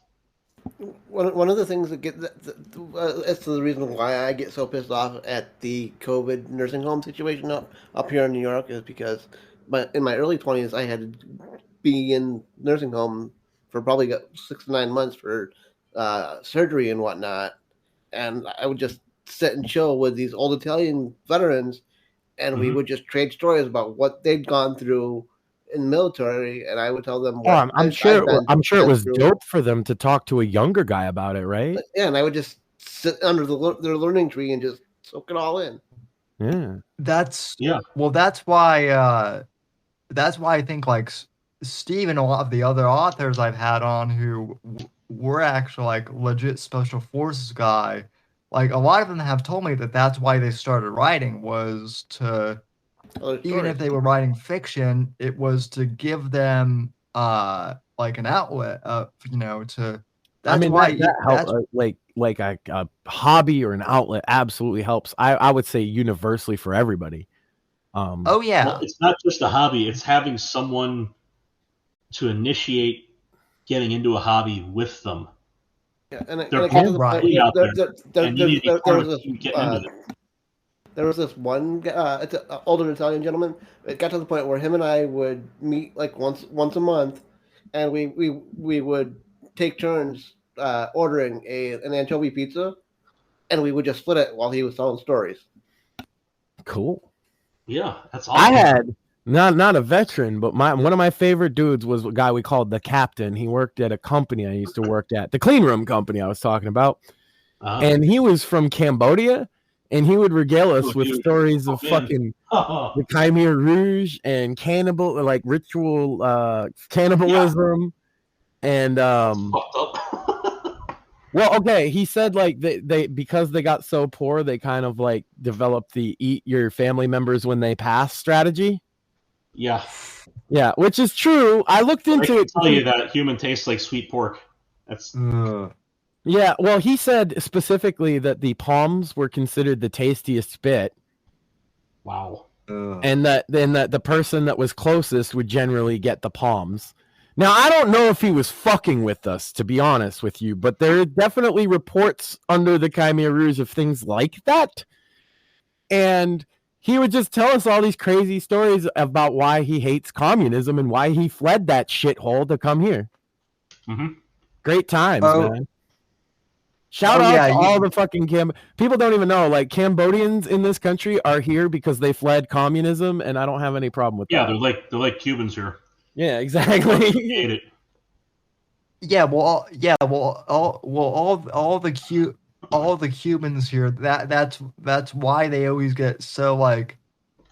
In case people don't know why Cubans don't like all this woke stuff, that's because all they see is communism. Yeah, they just hear Castro bitching about the rich. The thing that I remember was growing up. So I had a real privilege in that I was born at a time where a lot of Holocaust survivors were still alive, and they were all like grandparents and great grandparents. And so I remember, like, they would get brought into schools and then also to Hebrew school. So I'd go to my Sunday school. Oh no, the Jew haters are going to tell us that you're making stuff up now. Well, take it up to them; they're dead. So they'd get trotted in, for Holocaust Remembrance Day, yada yada, but they'd show up, they'd be in congregation, and you could talk to them, and you could see the numbers stitched into them, and they would tell you about they would very candidly tell you about the horrific shit that they're still stuck remembering because it's the few memories that are left towards the end. I got some Jewish family, and the tattoo shit ain't a joke. I seen them. Yeah. And also them telling you about the shit they went through usually seems to the case to me. I met quite a few. Remember those fun stories about how did you survive? How did you get out? Were you there when they came in and rescued, or did you escape? How did that go? And then shit like what the fuck? What did you know about what they were doing before you found out outside of the camp? And how did that greet you? Like, what level of knowledge of the fucked up danger you were in did you have? Yeah, like at what point did the alarm go off? And then at what point kind of sold it. And then and the other thing is, I found out that the family trajectory on the one side of mine, went through a shtetl in what was then Poland and is now Ukraine. And it was I can't remember the name of the fucking camp, but it was one of the basically what they did was. They have a couple of Jews that from the last train that they had convinced would be able to move on if they helped funnel people in from the new train. That's how they kept the workforce low enough. Yep. But they'd have the train come in and they'd rush everyone out and they'd throw them into a room.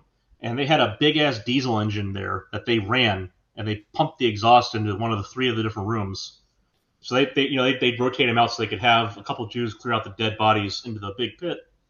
And the way they got rid of everything at the end was they threw all the logbooks on top of the bodies in a big trench where they'd been storing them because what the fuck we do with all these?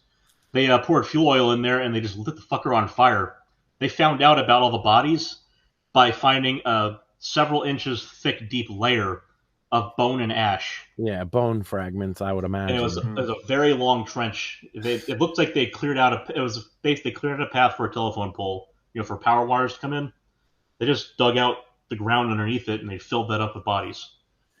So like that shit, then you get to hear that from a Holocaust, you hear that from a Holocaust survivor, and then you do genealogical research later and you find out about this, like, wow, they weren't really fucking around. Like that wasn't just a crazy story to scare the small brat in the audience. That was specifically the shit they went through. Yeah. Harrowing tale, My step-grandfather, he actually was at the second wave that liberated Dachau. and he was at the Battle of the Bulge. He was at D-Day, and then he was in at the second wave of Dachau. All before he was 22, by the way. Because of all that shit, he became a very high functioning yet like hardcore alcoholic. And I remember I was the best kind, obviously. Yeah, well, I was a teenager. I was in my early teens when he passed. But like one of my last memories of him, and it was honestly sad, was he said that I looked like a kid who he saved at Dachau, and it freaked him out. So, I can see how that would do that. But yeah, that's because we didn't know this, Sam, but you've been Jewish the whole time. Well, actually, there is. I mean, not even like ethnically, like you're practicing. You just didn't realize it. Yeah. Well, yeah. What's all stretching here? I haven't told I have the Jewish hook nose. So my God, my grandfather, he's telling me all these stories. Oh, I think it's funny because like both here and in Ireland, right? There's a lot of like Jew-Irish commingling, and it's because I think once we found each other, it's like yeah, there've been people trying to kill us, and we were like yeah, the British been doing the same shit. You know, you can hang out in Ireland. You know what I mean? And also we get blamed for everything too. Yeah, exactly. Everybody's like, "Oh, those Irish." Also, my dad's side, I'm Irish English, and it was funny because my aunt, went back and looked at, this, that, and the other as far as going back, and it's kind of like saying, everyone's the third or fourth relative of a king, but like my aunt found out like we're somehow like the McCallan clan, I think is the one we're descended from on that side. It was just interesting because like it's like so. Fuck everyone in my family like Scotch, and now there's this Irish part. That's not going to be a good thing, because I don't think any of us like Jameson, unless it's in a cake. Irish sponge cake's good, but like the thing about Irish that you might be missing is like they like Jameson or like potatoes great. That's easy. But what they really really like is alcohol. Yeah, just alcohol. Yeah, guess what? Jews do that too. Yeah, see what I mean? It's like we both been through some shit. We both like fish a lot. We like to drink. We had a lot in common. This is why you can find like all throughout New England. There's like Irish communities. There's always like a temple. Yeah, you know what I mean? There's one. Yeah, it's. Oh yeah. And so yeah, I got like my aunt married a Jewish doctor or whatever. So yeah, I have like Jewish family growing up. It was always a thing, There's even an Irish folk song called Paddy Murphy, the Drunken Irish Jew. Look it up if you've never heard it. It's a real thing. I believe you. Sounds great. Yeah. But anyway, well, gents, we are coming up on close to 3 hours. We're past pumpkin hour for me. I know I saw here on this one, but I'm happy that you guys had me on. There's one more thing I need to talk about, Sam. I noticed this. Well, could you hold up your watch towards your screen for a second again? Because I want to point out that your desktop seemed an awful lot like either Alexa Bliss in a risque pose or Harley Quinn, maybe.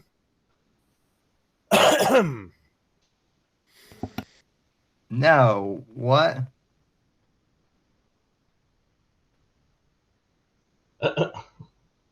You're imagining stuff. Anyway, you said you had another topic. What was that? It or that was it? Yeah. is that I could see your desktop reflected in your watch. Nothing like, nuclear non-proliferation policy, none of that kind of shit. No. He's Anti-totalitarianism, got a none of picture. that? Yeah, he's got a picture of Alexa Bliss or Harley Quinn. Well, now you have to tell us what it is. Yeah, you have to tell us what it is, Sam. Come on, don't keep me hanging. Well, honestly, I don't see It's what Steve or you're. Evan and Drag. It's your desktop, Sam. Your desktop, dude. What is Where your desktop? icons are on your desktop of your computer. Oh yeah. What's No, I the don't- picture? Is it Harley Quinn or is it Alexa Well, I mean, Bliss they're- or is it Liv Morgan? They all kind of look the same. I think The public has a might be right to Alexa know. Bliss. I don't know. I'll check afterwards. He doesn't know. He So- says. Take a screen cap and send it. See, this is why Dave once said I'm creepy for like noticing stuff like that, and so I stopped and I muted myself, and I asked my wife if I should point it out, and she said definitely. So This is Maxan approved. Yeah. Now we just gotta know. So I mean, anyway, my though, desktop well, is black. Now I want to screenshot this. yeah, well, she's gonna screenshot it. We'll figure it out. Don't worry. oh yeah. Next time on the Whitfield Report, we're gonna tell you what dirty picture Sam has on his desktop. I just set mine to black so I can find all the icons until I end up saving a black PNG or something. In that case, fuck that, it's gone. I Yeah. think I just let the Call of Duty Black Ops 6 thing set my wallpaper a couple months ago. Well, you have never fun look at my scrolling desktop through a anyway. 3-hour. You have fun scrolling through a 3-hour stream. So Probably Sam, how do you think I get clips every week? You think that happens by magic? what you mean you don't have an A? Oh, that's right. You do It everything. costs too much manually. money to pay crackheads to do the editing, Sam. I can get them to write jokes, yeah, but You could always hire an H1B. Oh, yeah, but H1 then I'd For have to another like. week. That's true, Well, but then I have I- to learn to speak Hindi. Oh man. Well, listen, I've got all the crackheads editing my manuscript right now. So All Fair. you know, Very good. they can't edit my manuscript and clip the video. They got to do Right, so you I'm know. clipping the video. And I'm going to find Yeah. out what the picture was that I saw on your desktop, whether you want to tell everybody or not. And I'm going to expose Sam live on the Whitfield Report next week. God damn. You hear this? He's Well, already you know, he's already he's into the next goddamn video. I'm like, He already has you a headline. He has you an opening topic. This guy is on the ball. I'm always This thinking is ahead. your unpaid employee. I was like, yeah, this Yeah, veteran yeah. discussion is great, but I just noticed that Sam's a perv. To be fair, we've known that for a while. I know. I just always like Wait a picking on second. him for it. Hold on a second. You're telling he me gets that the biggest Sam smile. he's a functional heterosexual male? Yeah, Yeah. exactly. He's the No. feminine form? Oh, fuck. This Yeah. whole time I thought he was a smoking queer. Well, what else are you gonna pick on Sam for? Think about that for a second. Do you know how hard it is to consistently pick on Sam in a way that doesn't make me look like Oh a my complete god. fucking You're asshole? telling me this guy is a picture of masculinity writ large, sitting here right in front of us right now. Yeah. Yeah, well, I can't. The thing is, being his co-host is tough. Mortheous can back me up on this because you can't always kiss his ass. So sometimes you gotta fuck with him. How do you fuck with Sam without? Hold on, without being the fucking dickhead? How do you fuck with Sam? I've been trying. In order to kiss Sam's ass, you got to get him out of the chair first. That I could probably pick him up with one hand, you know. Yeah, well, that is a good point, Mortheous. If we ever meet up, So- you guys know what's gonna happen. Is like there's gonna have to be a picture of me holding both of you in each arm, right? Of course. Yeah, Yeah. like if nothing else, hey, if you would love to donate to see that picture, we'll make it happen. Absolutely. I will pick up. I might even allow the picture to be taken under each arm. without some sort of mask. You can wear a mask. It's still the point will be made. I think he's really concerned. I think he's more concerned of whether or not you're going to be wearing enough deodorant. Depends. I mean, I do get sweaty when I'm lifting stuff. Yeah. Well, I mean, I'm not worried about that. I'm used to, to sweat in Florida. You coming on to me, Sam? Oh, you wish. No, Sam is Max Ann's Kamala Harris. Yeah. He's so mad. He didn't do it. We were supposed to do it. He didn't do it. I can't believe he did that. Like, how do people not think that's the funniest Joe Rogan thing I've ever seen in my life? It just sounds like he wanted to fuck Kamala for 5 minutes. Well, straight. no. So there are edits of there are edits out there of Joe Rogan talking dirty to Tulsi Gabbard, which Tulsi Gabbard, you keep saying that because you think she's attractive, but Kamala's not. That's why it's so fucking funny. So I'm just gonna say something on this. I did a play in high school. It was kind of a riff off of the Cirque du Soleil thing. And so so it was the band class that did it. So everyone was playing an instrument, etc. And so everybody had like their theme character and so on.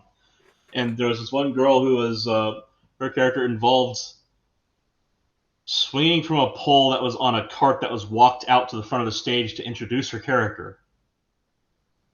So if you sat at the back during the rehearsal and you sat on the ground on the curtain and you just leaned back and closed your eyes and you heard the directions being given and the way people were talking,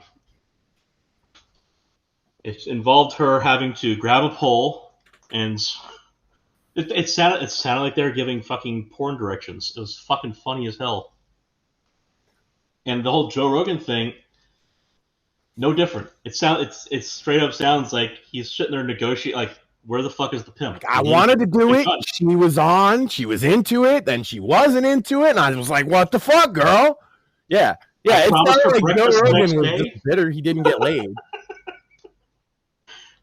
Well, he's sitting there thinking, look, she's fucking, she went after every other big celebrity. Why isn't she crushing on me? Yeah, man. I'll even provide a pillow. She doesn't need to break out the knee pads. She stood up there with Eminem, Yeah. Look, she's only promising 45 minutes. I'm asking for 3 hours, goddammit. Yeah. I got to do it right. We got to do this right at my place. Like, what the? And then he broke character, and he mentions she has a staff, a big, thick, throbbing staff. And he's sitting there wondering, why was the staff sent to his place early?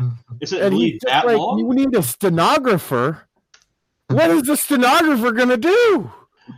Oh, AV. Joe. Transcript. Oh, Joe. Oh, Kamala.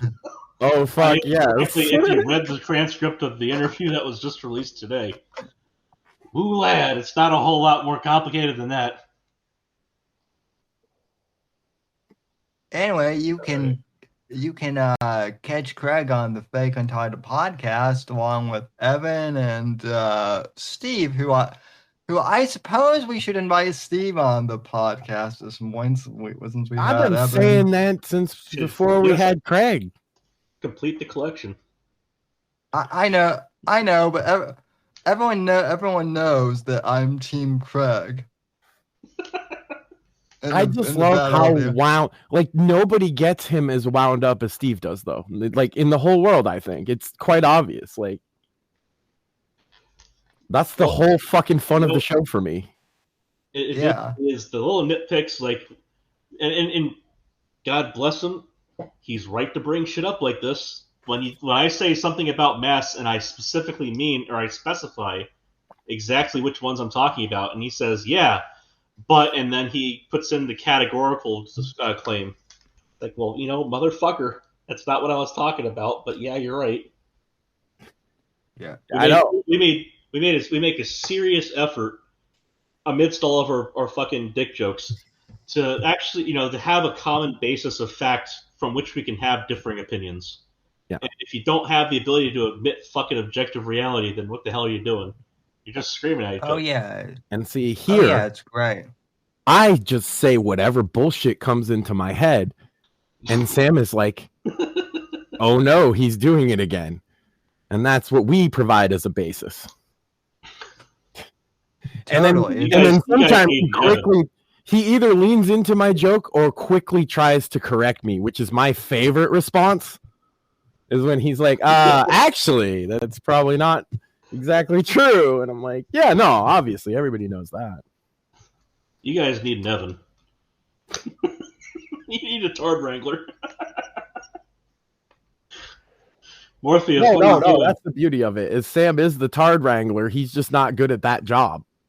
I tried a Tard Wrangle, but you can't wrangle a max. Yeah, I'm too big to be wrangled, See, sometimes you just gotta let me work. Yeah, that's the thing is it's actually reversed. We have two Tard Wranglers, and our Tard is a giant, so we kind of and we're two gentlemen in wheelchairs, so we kind of don't have that. Yeah, ability. It's more like Gulliver's Travels. I'm sorry, I'm hearing excuses. I think both of you are perfectly capable of tying a lasso and going ahead and snaring this fucker. That would be fun. I mean, you can whip that sucker around. You got stability. You're in a chair. I mean, not good point.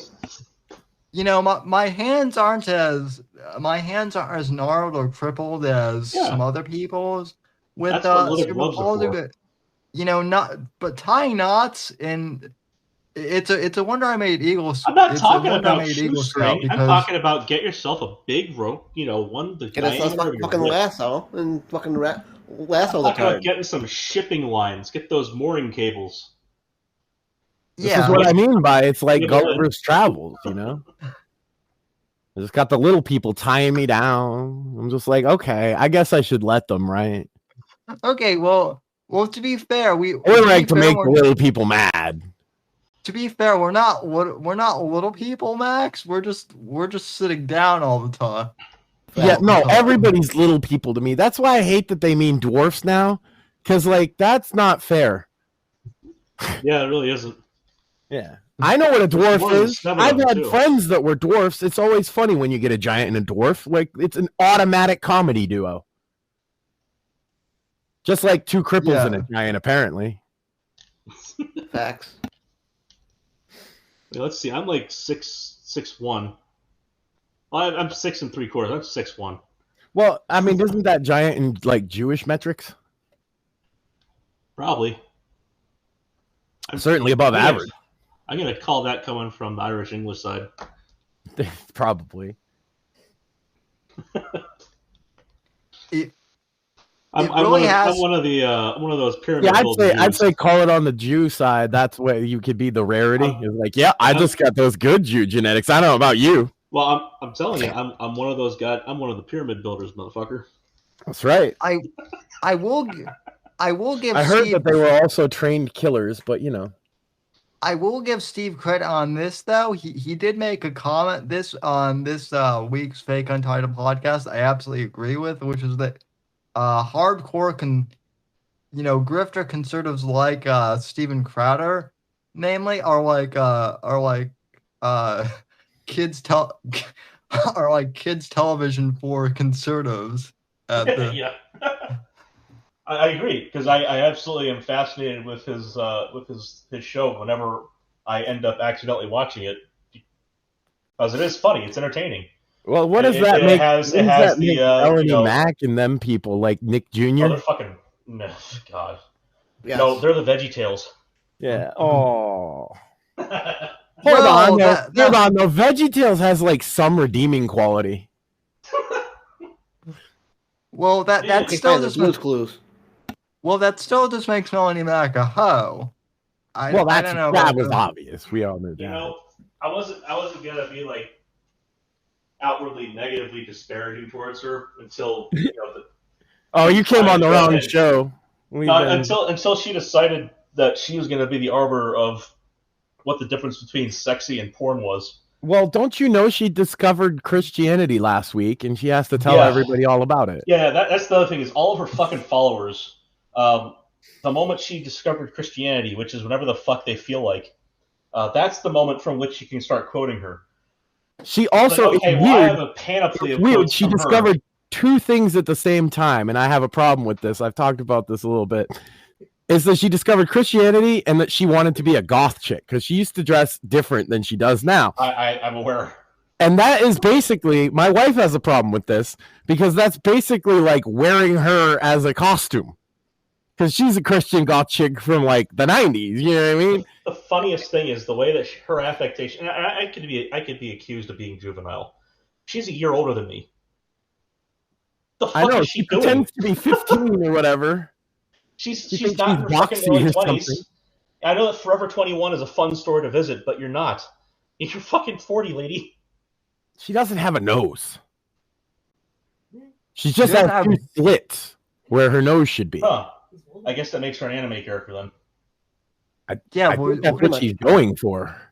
Well, anyway, the eyeliner and the affectation and so on, that's all fantastic for you. I hope you do well with that, Melanie. I really do. I honestly think that you should find a way to make that a thing without trying to make an entire fucking industry bend to your will because you're upset about one video game. It's a One Piece, Melanie Mac. It's a fucking One Piece. Grow up. Hypocritically, I might mention. Well, here's the thing: is I love the Christian projection, and it's not just Christians. Any fundamentalist does this, where their personal morals are affected, so they cannot imagine anyone else to rise above their base instincts, and so they will immediately accuse you of the horrible, crippling failures that they have. They can't look at a random image of a beautiful woman and not fat. Yeah. Yeah. Some people just kind of go, oh, that's interesting, and move on with their life. Or, hey, I like that. That's a pleasing view. I'm still not going to masturbate. Like, just how fucking old are you? Just, Jesus Christ. You know who plays, from 13, characters in these games, by the way, is like if you play MMO games at all, I could get Koron because we have like MMO experience to the fucking T more than anybody, okay? The two of us. And any MMO ever, it's the chicks dressing like sluts, okay? It is not dude players.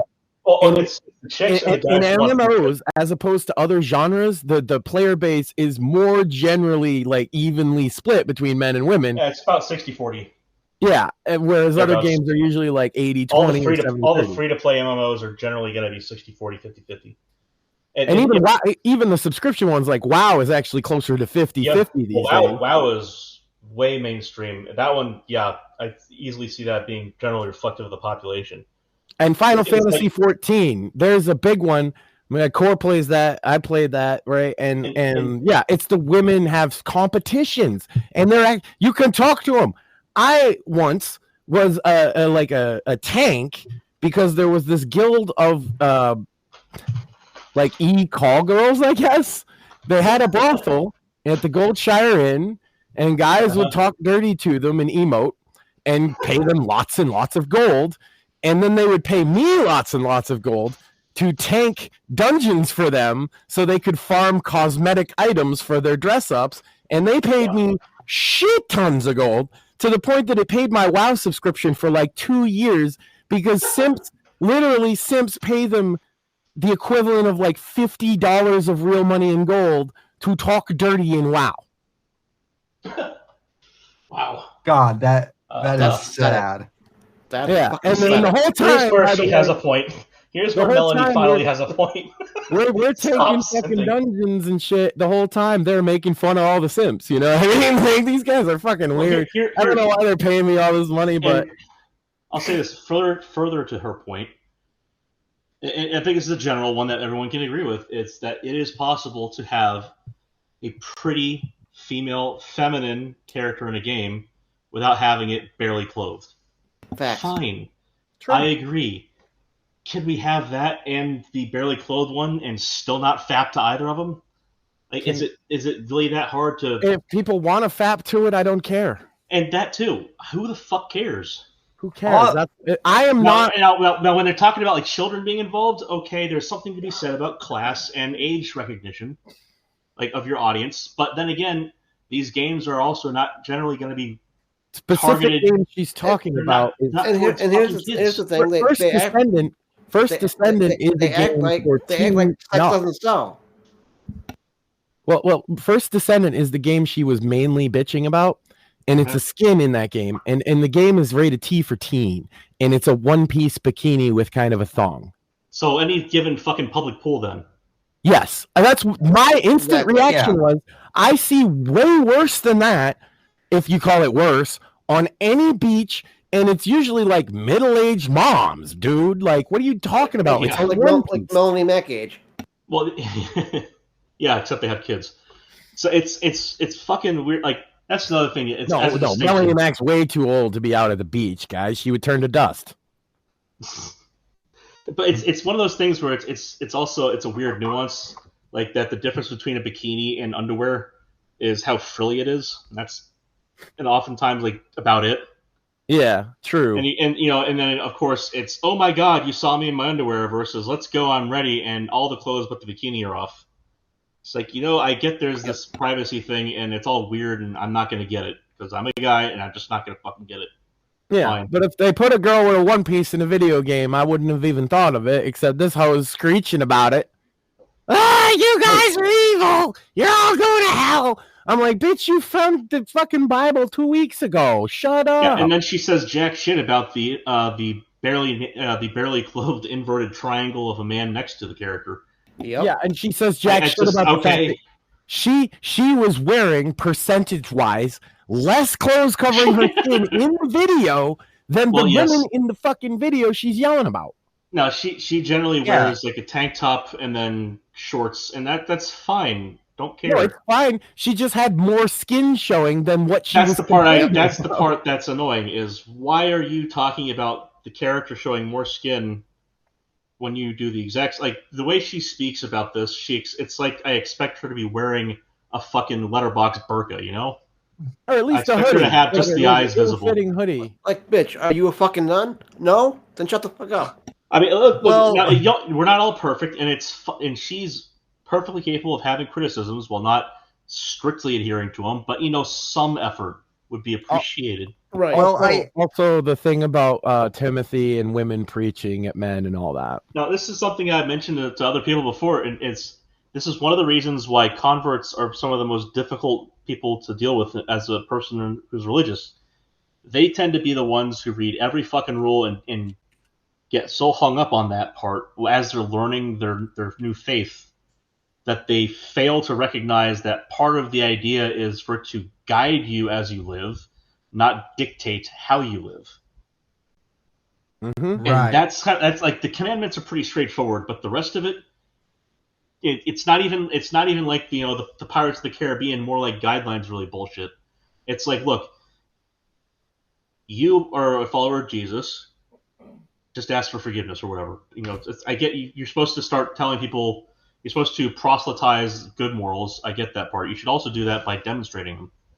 If you're going to be doing that, like it's works versus words and all that. It's one of the reasons why you're not supposed to proselytize as a Jew is because you're not going to be a fucking perfect shining example. Aside from the fact you're not supposed to just push that on people. Yeah, there's going to be that philosophical difference, which is a similar mindset in Catholicism. Like, there's a reason you don't see them like marching out to people's houses, knocking on doors and all that shit. Because, it's God's job to do that. I have a message that my father-in-law once left for me that I would like to read to our newly turned Christian friend Melanie Mac here, and it's Timothy 2:11. Okay. And it says, a woman should learn in quietness and full submission. I do not permit a woman to teach or to assume authority over a man. She must be quiet. For Adam was formed first, then Eve. And Adam was not the one deceived. It was the woman. She was deceived and became a sinner. But women will be saved through childbearing if they continue in faith, love, and holiness with propriety.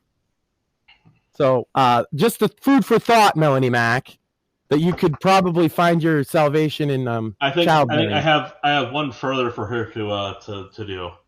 I think is appropriate. Although she's going to have to make sure she reads it from the Torah so that she gets the proper translation, because I did see her Bible study video on it, and I appreciate that there's been 2,000 years between revisions, roughly speaking. 1,600, we'll give it that. But the oomph isn't quite as there when you're using the King James. So Deuteronomy chapter 26, Kitavo, that was my portion for my bar mitzvah. That's not only all the great things that God will do for you if you follow His commandments, but also all the horrific shit that will happen if you don't follow them. And there's one other one that another friend of mine. So there's basically two portions that are roughly this kind of level of fuck around and find out. But good things happen if you follow the rules. So you just go ahead and give that one another read through, and I'm sure that'll do wonders for you. But you should probably do it from the Chabad website. Just Kitavo, pretty straightforward. Deuteronomy 26 through I think it's through 28. But yeah, it's they split up in the 7 Aliyot, and there's the Haftarah. Haftarah, this one was Isaiah 60, 1 through 22.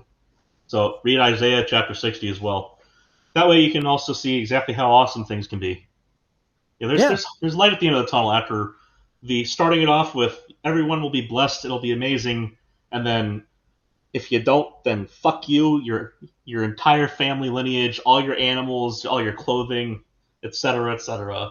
And then it wraps it up with a nice bow with everything's gonna be awesome. God's gonna lift up His people, and you'll see. There you go. So, and it starts with what was practicing what you preach is part of that.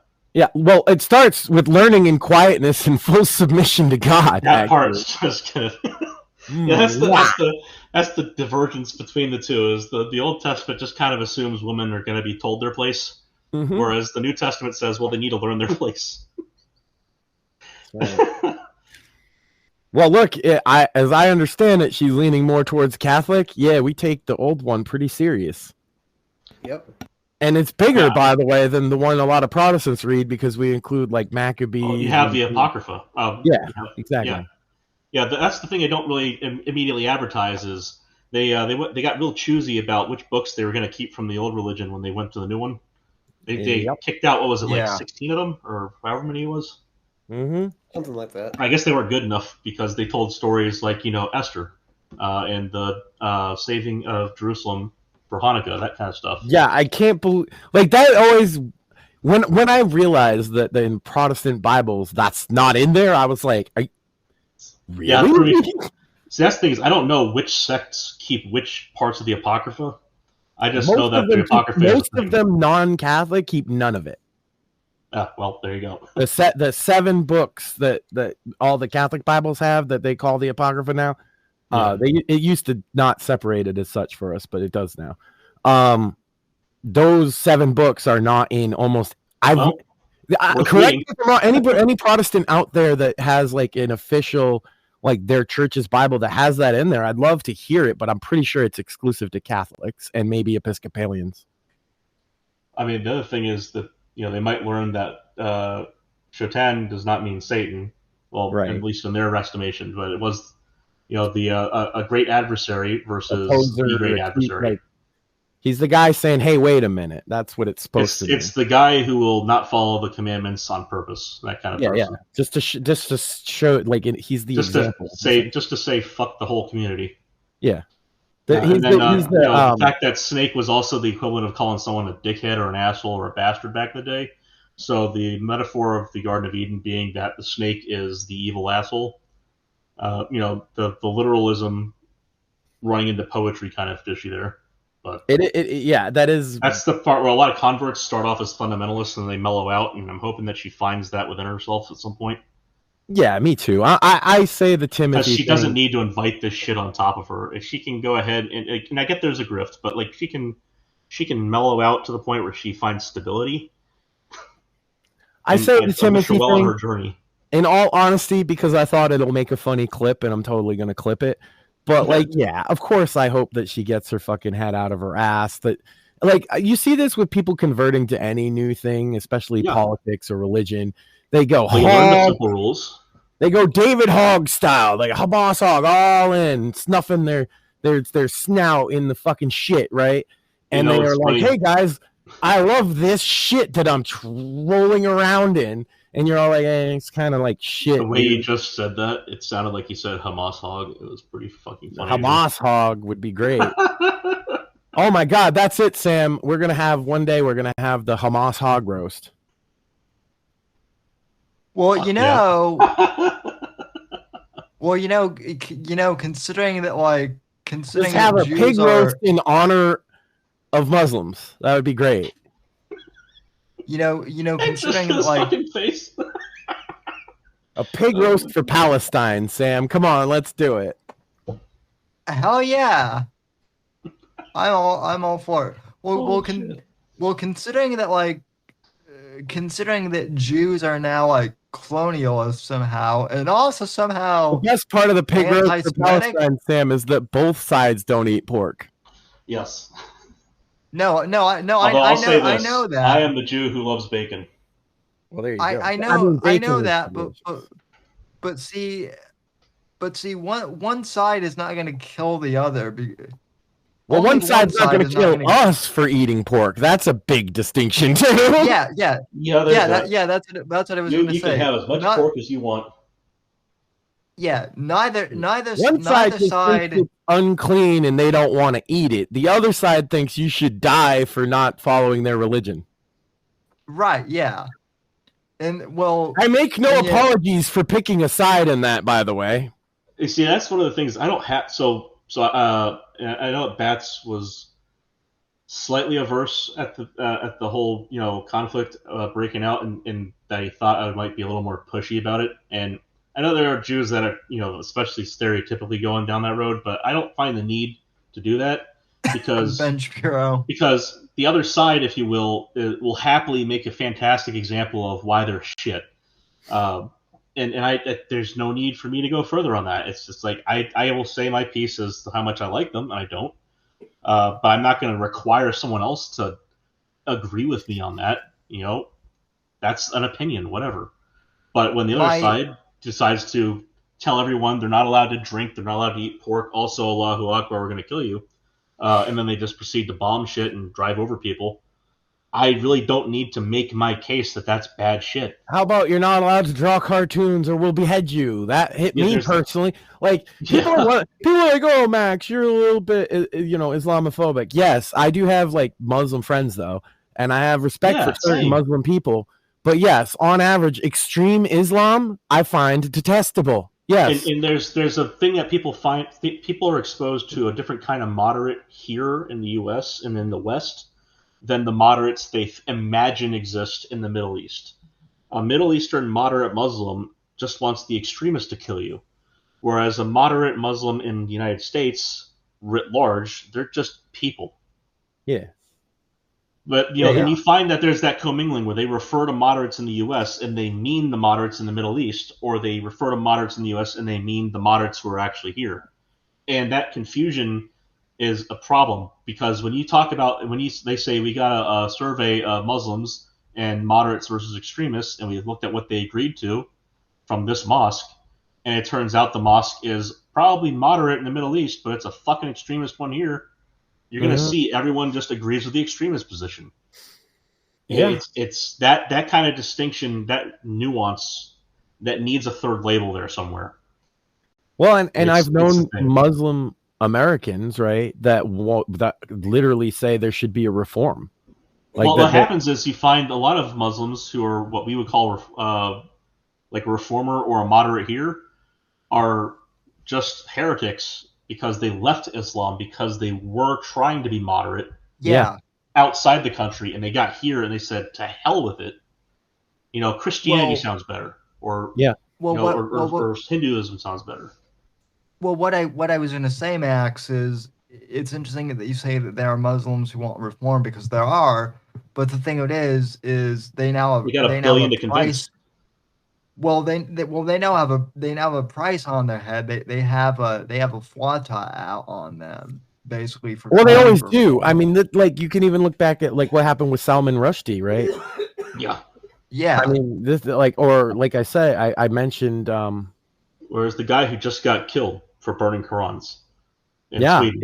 And then that was a huge Charlie Hebdo is the one that I was referencing with the cartoons. So there's what's her name up in Quebec who's walking in Toronto, who's walking around. I can't remember her first name. Her last name's American. That's the best part about it. Oh my god! Last name's American. The concert in Paris, the concert at Manchester. I mean, we could just go on all day of why. Yeah, I think that most semi-radical Islam or even moderate Islam is terrifying to me. And that's somebody that has studied and understands it better than the average person. Consider that was a Western-centric view, whereas if you look at who they kill most, it's Muslims. Yeah, it is definitely other Muslims. Which is horrifying. You feel terrible for them, and you wish that there'd be a better way, but you know that this is happening in the Middle East. If you go over there and you try and convince them otherwise, you're just added to the pile.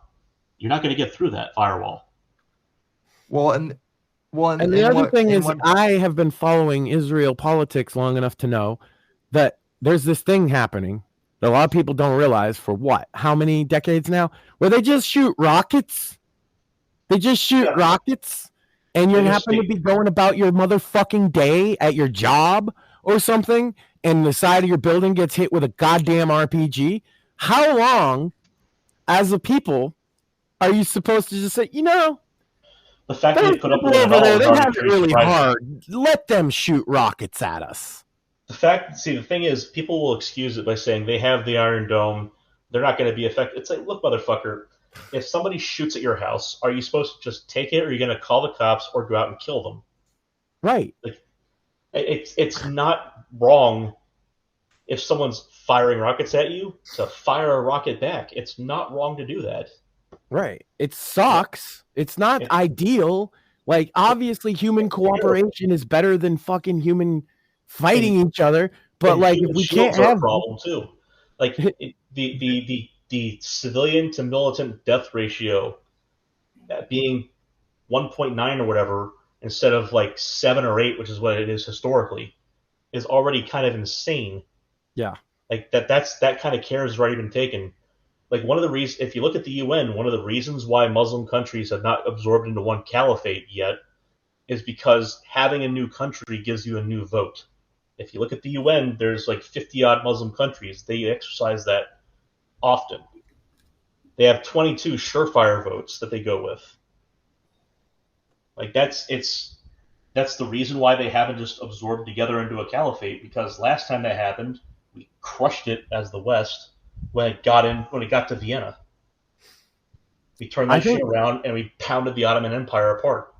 I think part of it is average people in America it's hard to express the threat of Islam to them because they don't know anything about the religion. Because once you start, if you read the Quran, you get a pretty clear view of it. You might take a positive view, but you get a pretty clear view that this isn't exactly a friendly, happy fairy dragon mall witch religion. All right, it's some fucking small potatoes too. Yeah. Look at, so the Houthi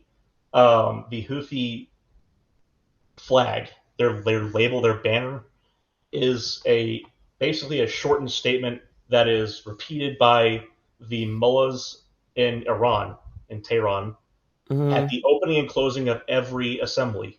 Yeah, and what's the translation of that phrase? And who's listed first in the litany of 3 that they have there? It's death to America, death to Israel, and a curse upon the Jews. Mm-hmm. Death to America, death to Jews, or death to, it's the same shit to them. Yeah, and that's on their flag.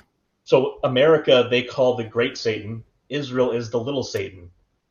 If you think they're going to stop at Israel, if we cede that and leave it alone, you're wrong. And I'm not saying that we should endlessly fund Israel, because they can empower themselves. We don't need to be their fucking leash masters. Right. You know, but again, we worked with we're not fucking globalists. But the Iron Dome system that we're bringing here, we developed with them over there. They develop, like AMD and Intel's development headquarters are in Israel. Yes. A lot of our tech comes from there. And as anybody that's a tech guy, you have to understand how big that is, having that outside of traditionally either threatened by China or owned by Chinese fucking territory. I think we should be repatriating that effort to here and bringing in the intelligent people from Israel here. But while it's there, we should be paying to protect it. And while we invested into the development of the Iron Dome, that technology is now going to be implemented here. In fact, 2 systems were being put in 2020, and Trump's going to fucking finish them. I guess finally. Those were supposed to be done years ago, and Biden. So I mean, they were first proposed by Reagan. Yeah. So that's what they got actively developed what Star Wars was. Yeah, that's the Project Star Wars, exactly. Project Star Wars under Reagan, still not quite done. So under Bush, and then a little bit of Obama, Iron Dome finished and perfected to what it was. You have the Aero systems and they have the other longer range stuff, but the Iron Dome itself, that's kind of like our baby over there, and we're gonna get them to come here and install 2 of them here. We should be continuing to try, at least keep shaking hands until that shit's done. I can hear it now. Why did we test it over there first and not here first? Who gets shot by rockets every day? Isn't that the best place to test it? Well, I mean, the Muslims who get bombed by other Muslims are certainly not going to be. It's like, of course we tested it in Israel. It was the perfect test for that exact thing. It's like it's exactly like the Area 51 and what's his name bombing range in Nevada, except it's the actual enemy firing shit.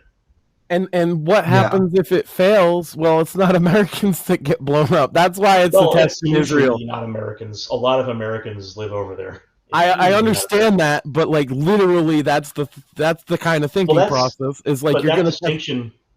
That distinction is also why Biden Major League failed, because we're supposed to go after Americans if they get taken hostage. I mean, look, I feel terrible for the Israelis that are over there.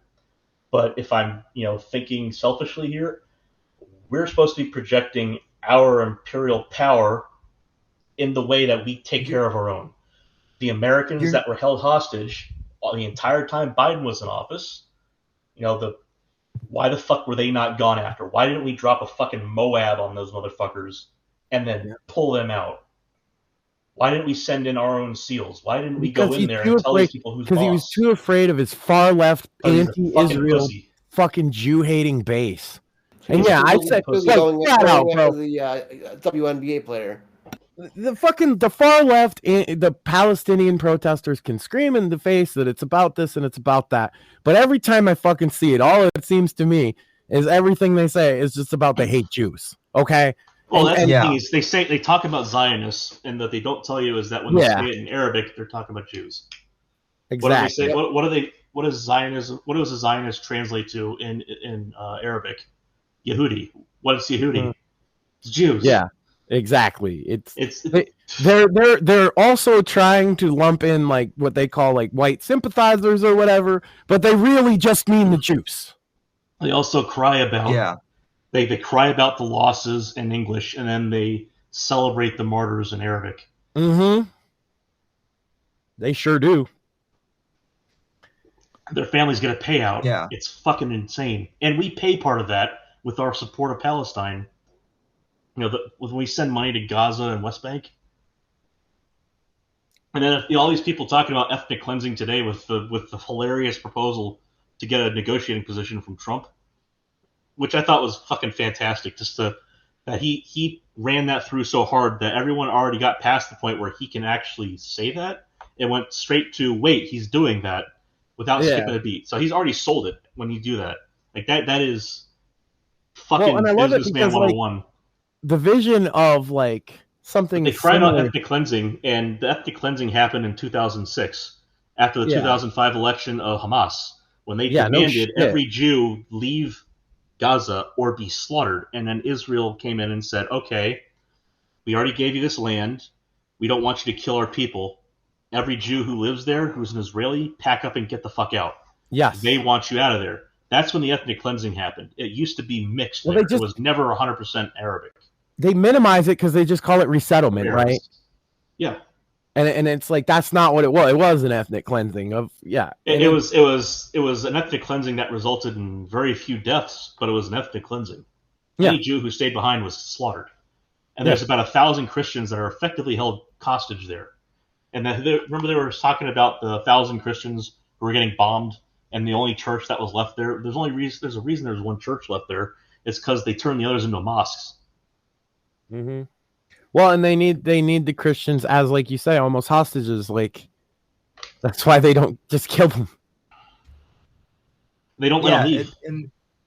And that was all stuff that my friend Etna hedged, who I'm sure Craig's seen her on Twitter. She's actually become quite the she's actually an American who moved to I've heard the Israel.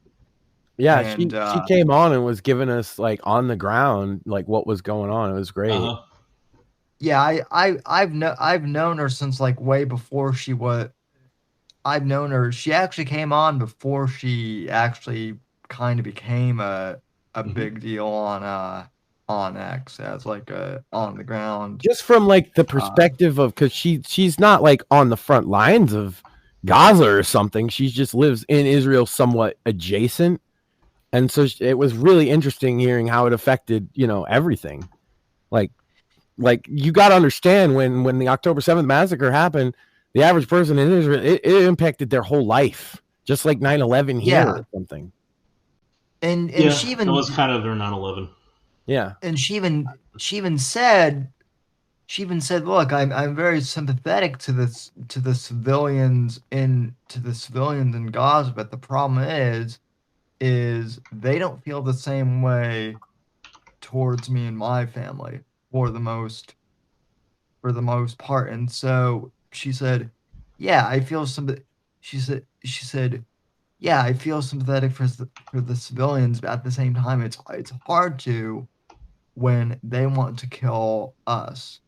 And she also said, as an American living in Israel, that she feels that it should be our priority to get other Americans back. So, yeah. Well, I mean, seriously, Americans first, fine. Here's the other side of that is, the Filipinos who got taken, because they had food service workers that are over there. They had plenty of international workers that were present at the festival in the surrounding towns. Mm-hmm. A lot of them, either they got traded out through hostage negotiation early on, or they're still held hostage, but the countries that they would otherwise be repatriated to, or just let out in Israel, they don't have any negotiating power. They don't have a place to stand from. And if we talk about, America's obligations internationally, blah, blah, blah, the humanitarian aspect, fine, Israel can take care of its own. Let's get our guys out and the people we have treaties with out. That includes the Philippines.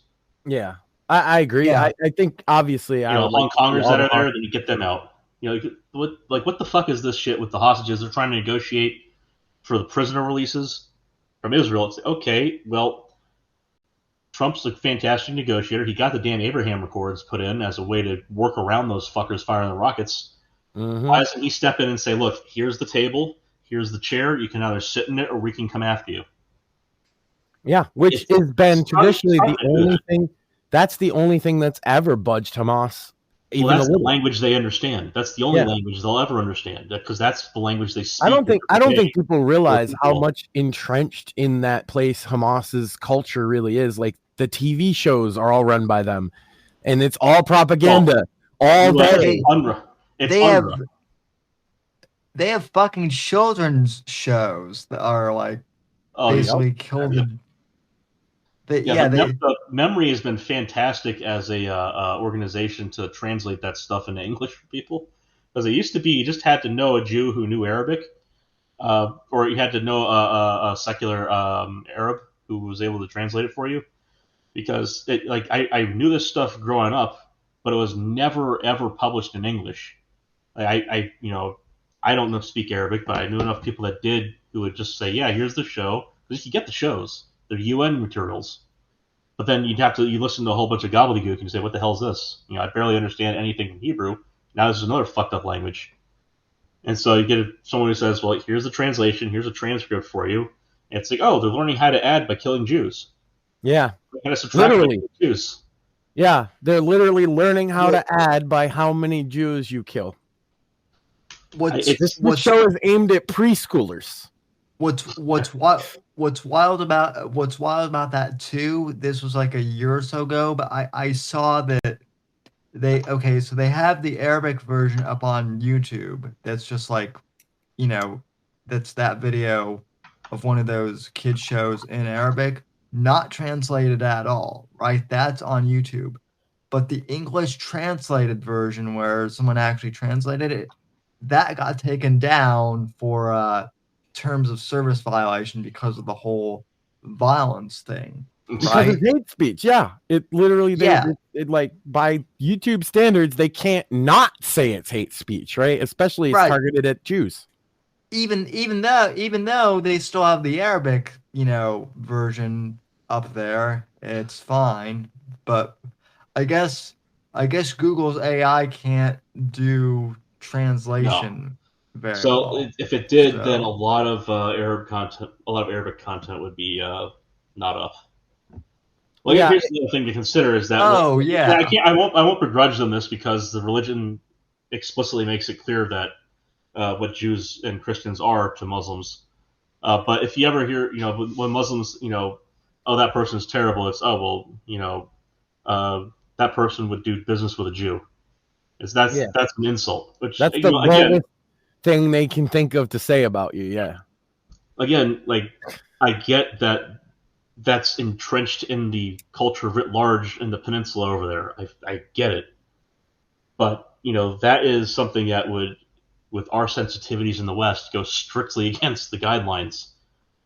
We need to bring unlimited of these people here. Obviously, they despise Jews and Christians. Yeah, that's why we need to bring more of them here because Jews and Christians are so bad. The moderates, the Middle East moderates, will incentivize their extremists to leave the countries so that they're left in relative peace, and they show up elsewhere and they do not integrate. And if you listen to them speak in Arabic, and again, I don't translate it, I rely on third party, but they're not exactly wrong. Certain ones, don't you? You hear all the casual curses about Jews once that's been translated, right? It's not just that. It's that when they speak in English with Americans, like in college classes, what have you, they will happily go along to get along with the cultural zeitgeist. But when it comes to speaking to their buddy in Arabic, who's sitting in the row behind them, they are not talking nicely about the people that are around them. No, right. And not just the Jewish ones, just to be clear. It's everyone. It's all of us. Remember, when they come here, they are visiting the great Satan. Yeah, there's a video I saw. Again, this is not all Muslims. This is the extremists that they incentivize to send over here. Yeah, it's the ones that Joe Biden was, wanting to take by the truckload. Those ones. Well, there's a video I saw recently of one of these radical, Islamists in English. They're getting along with the Queers for Palestine people, and then of course they're the equivalent of faggots in fucking Arabic. Yeah. Yeah, they're laughing at them and saying how they're gonna murder, how they would murder them all if they could. So. Yeah, that's would that I could, I would, but until then, let Allah sort them out in the end. Yeah. By the grace of the law, somebody should kill them. My you heard this from Americans talking about the Viet Cong. So there is that part. Let God sort them out. Mm-hmm. But there's a reason why that phrase was kind of a pejorative phrase in the United States when it came to how we should treat the enemy. It's because we actually agreed to the Geneva Conventions, even though we didn't sign them. We have a semblance of there's shit that we won't do, and they don't. Just at all. Like you saw what they were able to do with funding from Iran when we made the funding fungible by releasing their funds from Qatar.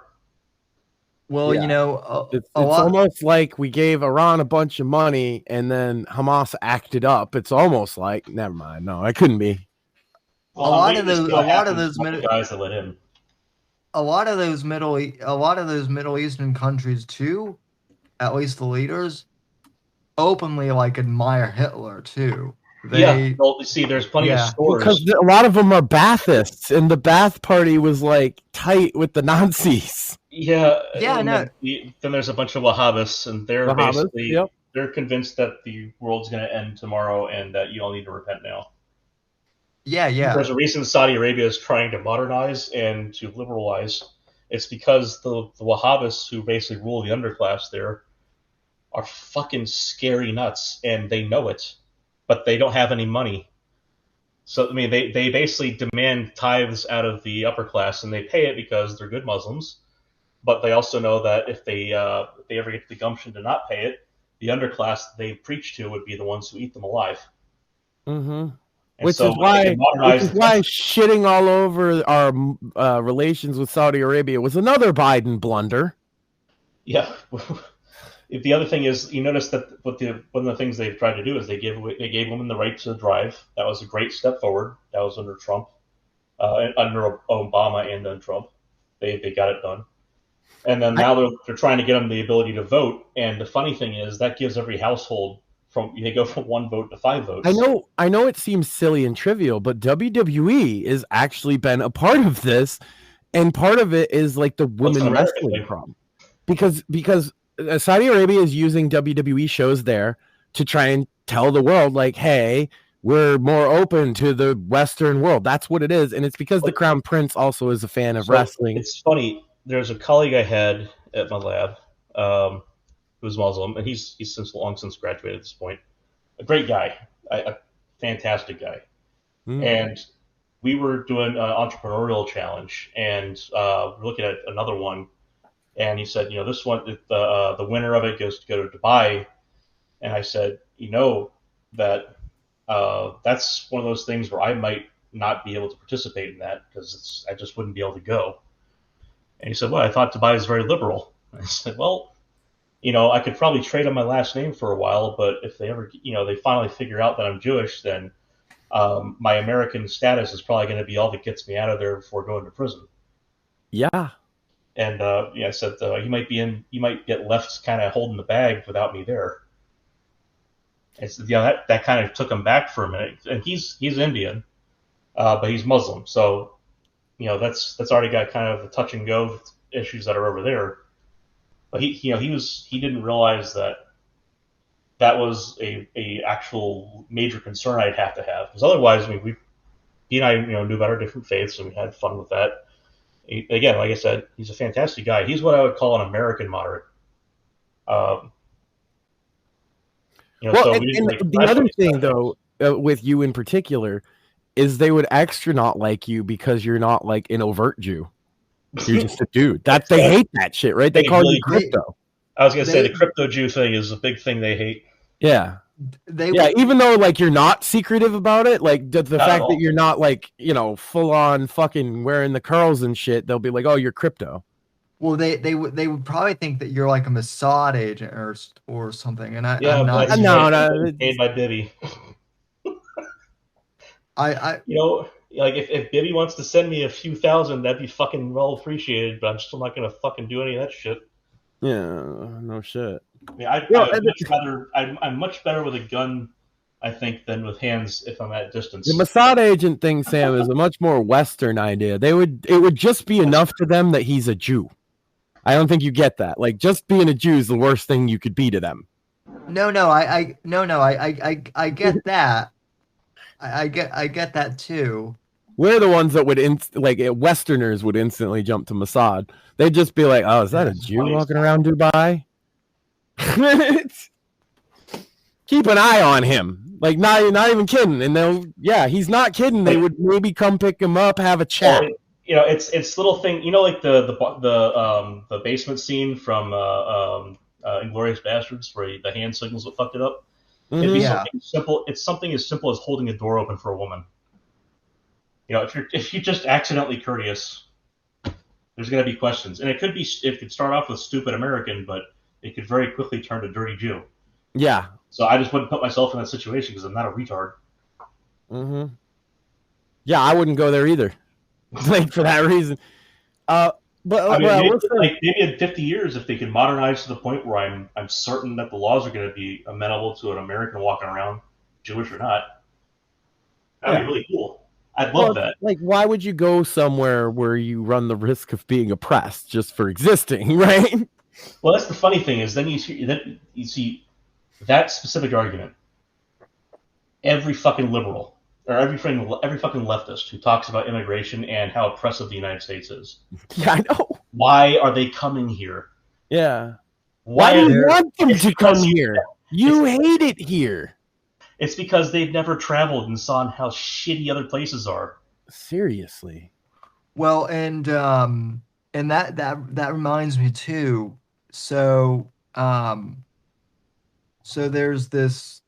I'm actually trying to come on the show, but there's a guy I know who I don't know him personally, but he's in the office space. He's actually a former French DGS agent, and cool. He said that one of the big problems they've had over in France is American and Western women going over to France to vacation, and then they get trafficked by Arabic men because France has like a huge problem with Arabic men and basically other human traffickers. So it's funny. There was a video of some German ladies driving down the street to what they thought would be their hotel in Paris, and the street was filled with fucking tents, and they thought it looked like a war zone. And they basically were laughing about the place that they were supposed to stay as they passed it. Like, they just weren't fucking going there. It's like, good on you guys for recognizing a stupid, obvious danger you were in. Uh-huh. Like it's not just drugged out Frenchies. For all the people that fall for it. Yeah, it's not drugged out Frenchies that are in those tents. Those are fucking Algerians and Pakistanis and Somalis. Probably some Afghanis and Iraqis that are in there now, because I think that's part of the general mix coming across Europe. But like the Calais jungle was no fucking joke back in the day under Obama, and if that shit's only gotten worse. It's just the fact that we live in our wonderful Western bubble over here that we don't have to hear about it. Also because who the fuck cares the French? But that little camp the camp just off the side of the entrance to the tunnel, the jungle in Calais has not gone away at all. It's only gotten bigger, and it's only gotten more of a problem. And Le Pen was basically campaigning on that the first time around when she got ousted by Macron, and she won last time, right? I don't even remember that week. Dick Cheese getting there instead. Well, Yeah, I don't. This is a stupid American moment. I'll fully own that. I'm not. I will say this though: we didn't even mention Sam. We won 2 trade wars this week. We did. Well, with Mexico and Canada, essentially. Well, the Colombian one was pretty fucking funny last week. Oh, yeah. It lasted a total of 45 minutes, right? Yeah, Mexico and Canada held out a couple hours each. So there's that.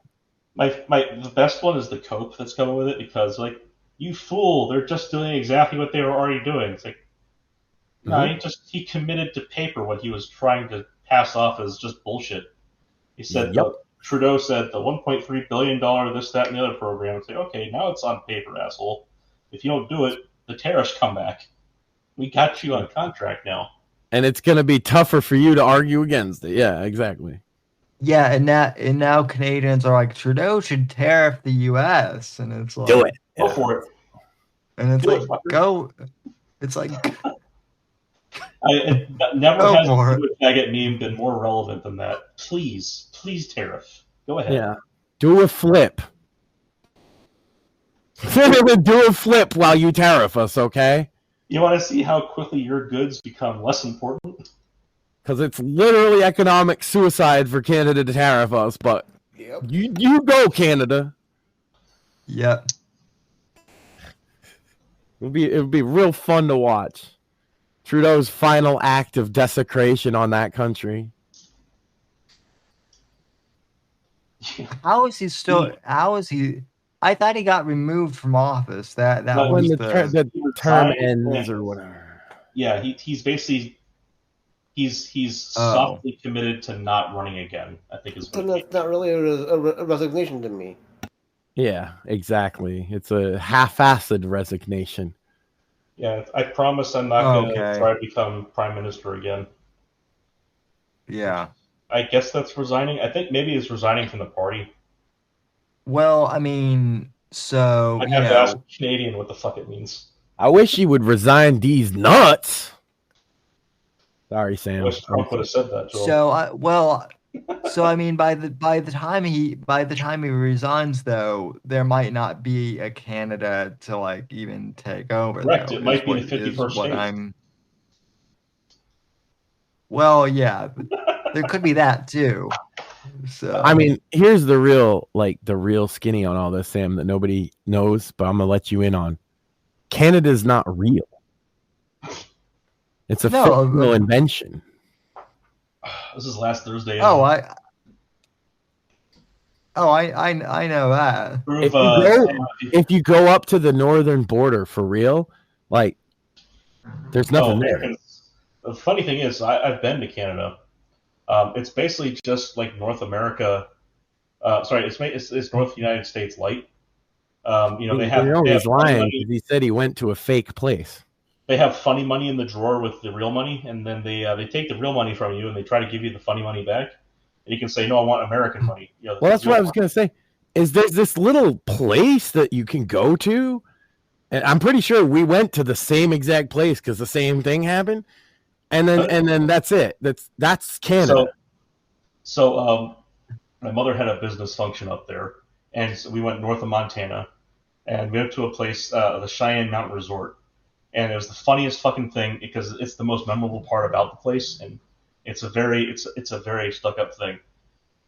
My dad ordered steak for his dinner, and he asked for a sharp knife, and the waiter stuck his nose up in the air and said, "We here at the Cheyenne Mountain Resort have no sharp knives." And he turned around and walked the fuck off. And so my dad basically had to mash through it with a butter knife. It's the funniest thing. How do you serve steak with a butter knife? Like I'm sure it was like one of those. It was a course meal, so the silverware's already all there. It's not like they served it with the. It was but like you expect, okay, how'd you cut it off the cow? Yeah, how did you get it to my plate? How did the guy in the kitchen trim it? Are you saying they beat this steak off of it with a hammer? I mean, that'd be pretty impressive. It'd be a tasty steak. Yeah. Also, I mean, it could happen but if it was frozen, imagine probably using like a painter's chisel. Yeah. Oh, but right. So we need the hog roast for Palestine. That we do. 2 G's.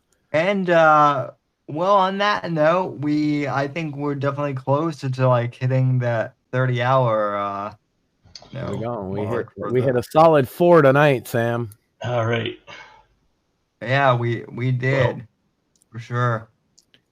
So buy Sam's book. He's got a new one coming. Can I say that it's a Western without spoiling anything, Sam? Because it looks to me like a Western.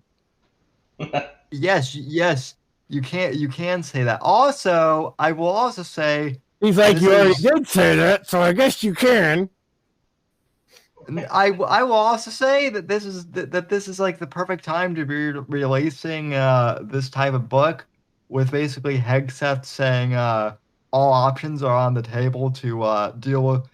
Like, could not be a better time to release this, since like that's what this book is all about. Is basically all options are on the table to go, you know, after the Going down cartels. south and see yourself some of them old cartels. Yes, and take names. Some of them bad banditos, Sam. Those hombres. See, I'm loving the idea of handing out letters of marque.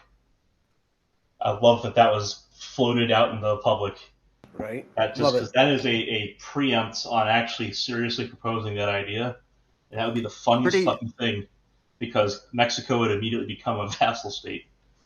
The number of southern United States citizens who would happily hop on their boat or their truck and make that fucking shit happen. Like, you think the deportations right now are bad. Right. That'd be awesome. Buddy, the cartels are not going to be here because every time they try and step across, we're getting paid. That's right. Oh yeah, I also love like all the I don't know. Well, I mean, it's not so much a problem here in Florida, but like I've heard that a lot of these construction crews across the U.S. like for It was job actually a problem sites. in Florida. One of the people that was sending out doing the videos on their Instagram or TikTok or whatever was a Southern Florida contractor. Oh yeah, that's right. So. The roofer told him he couldn't finish the job because all of his crews were gone. He was scrambling to take up the slack, and so the home builder couldn't get the roofs done. Or roofs done. That's gonna happen. Yeah, I'm not gonna feel bad about it. Hire American. All right. So okay. Shadows of Deception is available now. Your next book's coming soon. Bits and Bones Sunday night. Bits and Bones Sunday. Sandwich makers will be making sandwiches on Saturday evening. Fake Untitled Podcast is probably going to be when Evan feels like it. It's probably going to be Saturday night at about 10:30ish. That's okay. On Odyssey. You can find me, Steve, and Evan bickering about the week. Going over all the random shit we can find. Just whatever comes to mind. And then if we have something interesting from the science side, we'll throw that in. And we got Monday, Sam does something. The Whitfield Report. And then we'll be back here next week. Yeah, what he does. Yeah. Yeah, who you got this week? You got somebody. I'm interviewing Terrence LeHue from the Suit Up podcast on Monday, so he'll be there. And then I'll be on his podcast at some point to be announced as well. See, I didn't even know all that. Sam is wheeling and dealing out here. This is why we need to get him in the White House media pool. I'm not even joking about that. Absolutely. I think Sam and Evan need to be there. I'll go with Evan. Yeah, Evan. I also recommended Shmuley sign up, so. I will definitely look. Oh God. Shmuley would torture. He's already signed up, so you're just lagging, Sam. Yeah. Slacking. No, I have. Gotta get you on that list, man. I'll get on the list, but I have to wrap up the show first. So no, he's trying. With all of that, no. Thanks hard sell to any time. And we'll see you next week, folks. Take care. The right to offend is not some pesky little part of freedom of speech that we have to put up with. It is the heart and soul and lungs of freedom of speech. It is the coursing lifeblood of human progress. It is the instigator of liberty and modernity and science and understanding. What a laughing stock today's student leaders are, that they can so casually dismiss the right to be offensive without realizing that their lovely, enlightened lives are the gift of individuals who gave offense. Offensiveness is not just something we have to begrudgingly accept. Offensiveness is the motor of human progress. Thank you for watching the Whitfield Report live on the Right to Offend Media Network. Make sure to check out Sam's books on Amazon, Audible, and Kindle. You can follow Sam on X at SamW_NGC and the Right to Offend Media Network at RTO Media. Like, comment, subscribe, and share with your friends. And until next time, God bless, God save this great nation. God, freedom, legacy, in that order.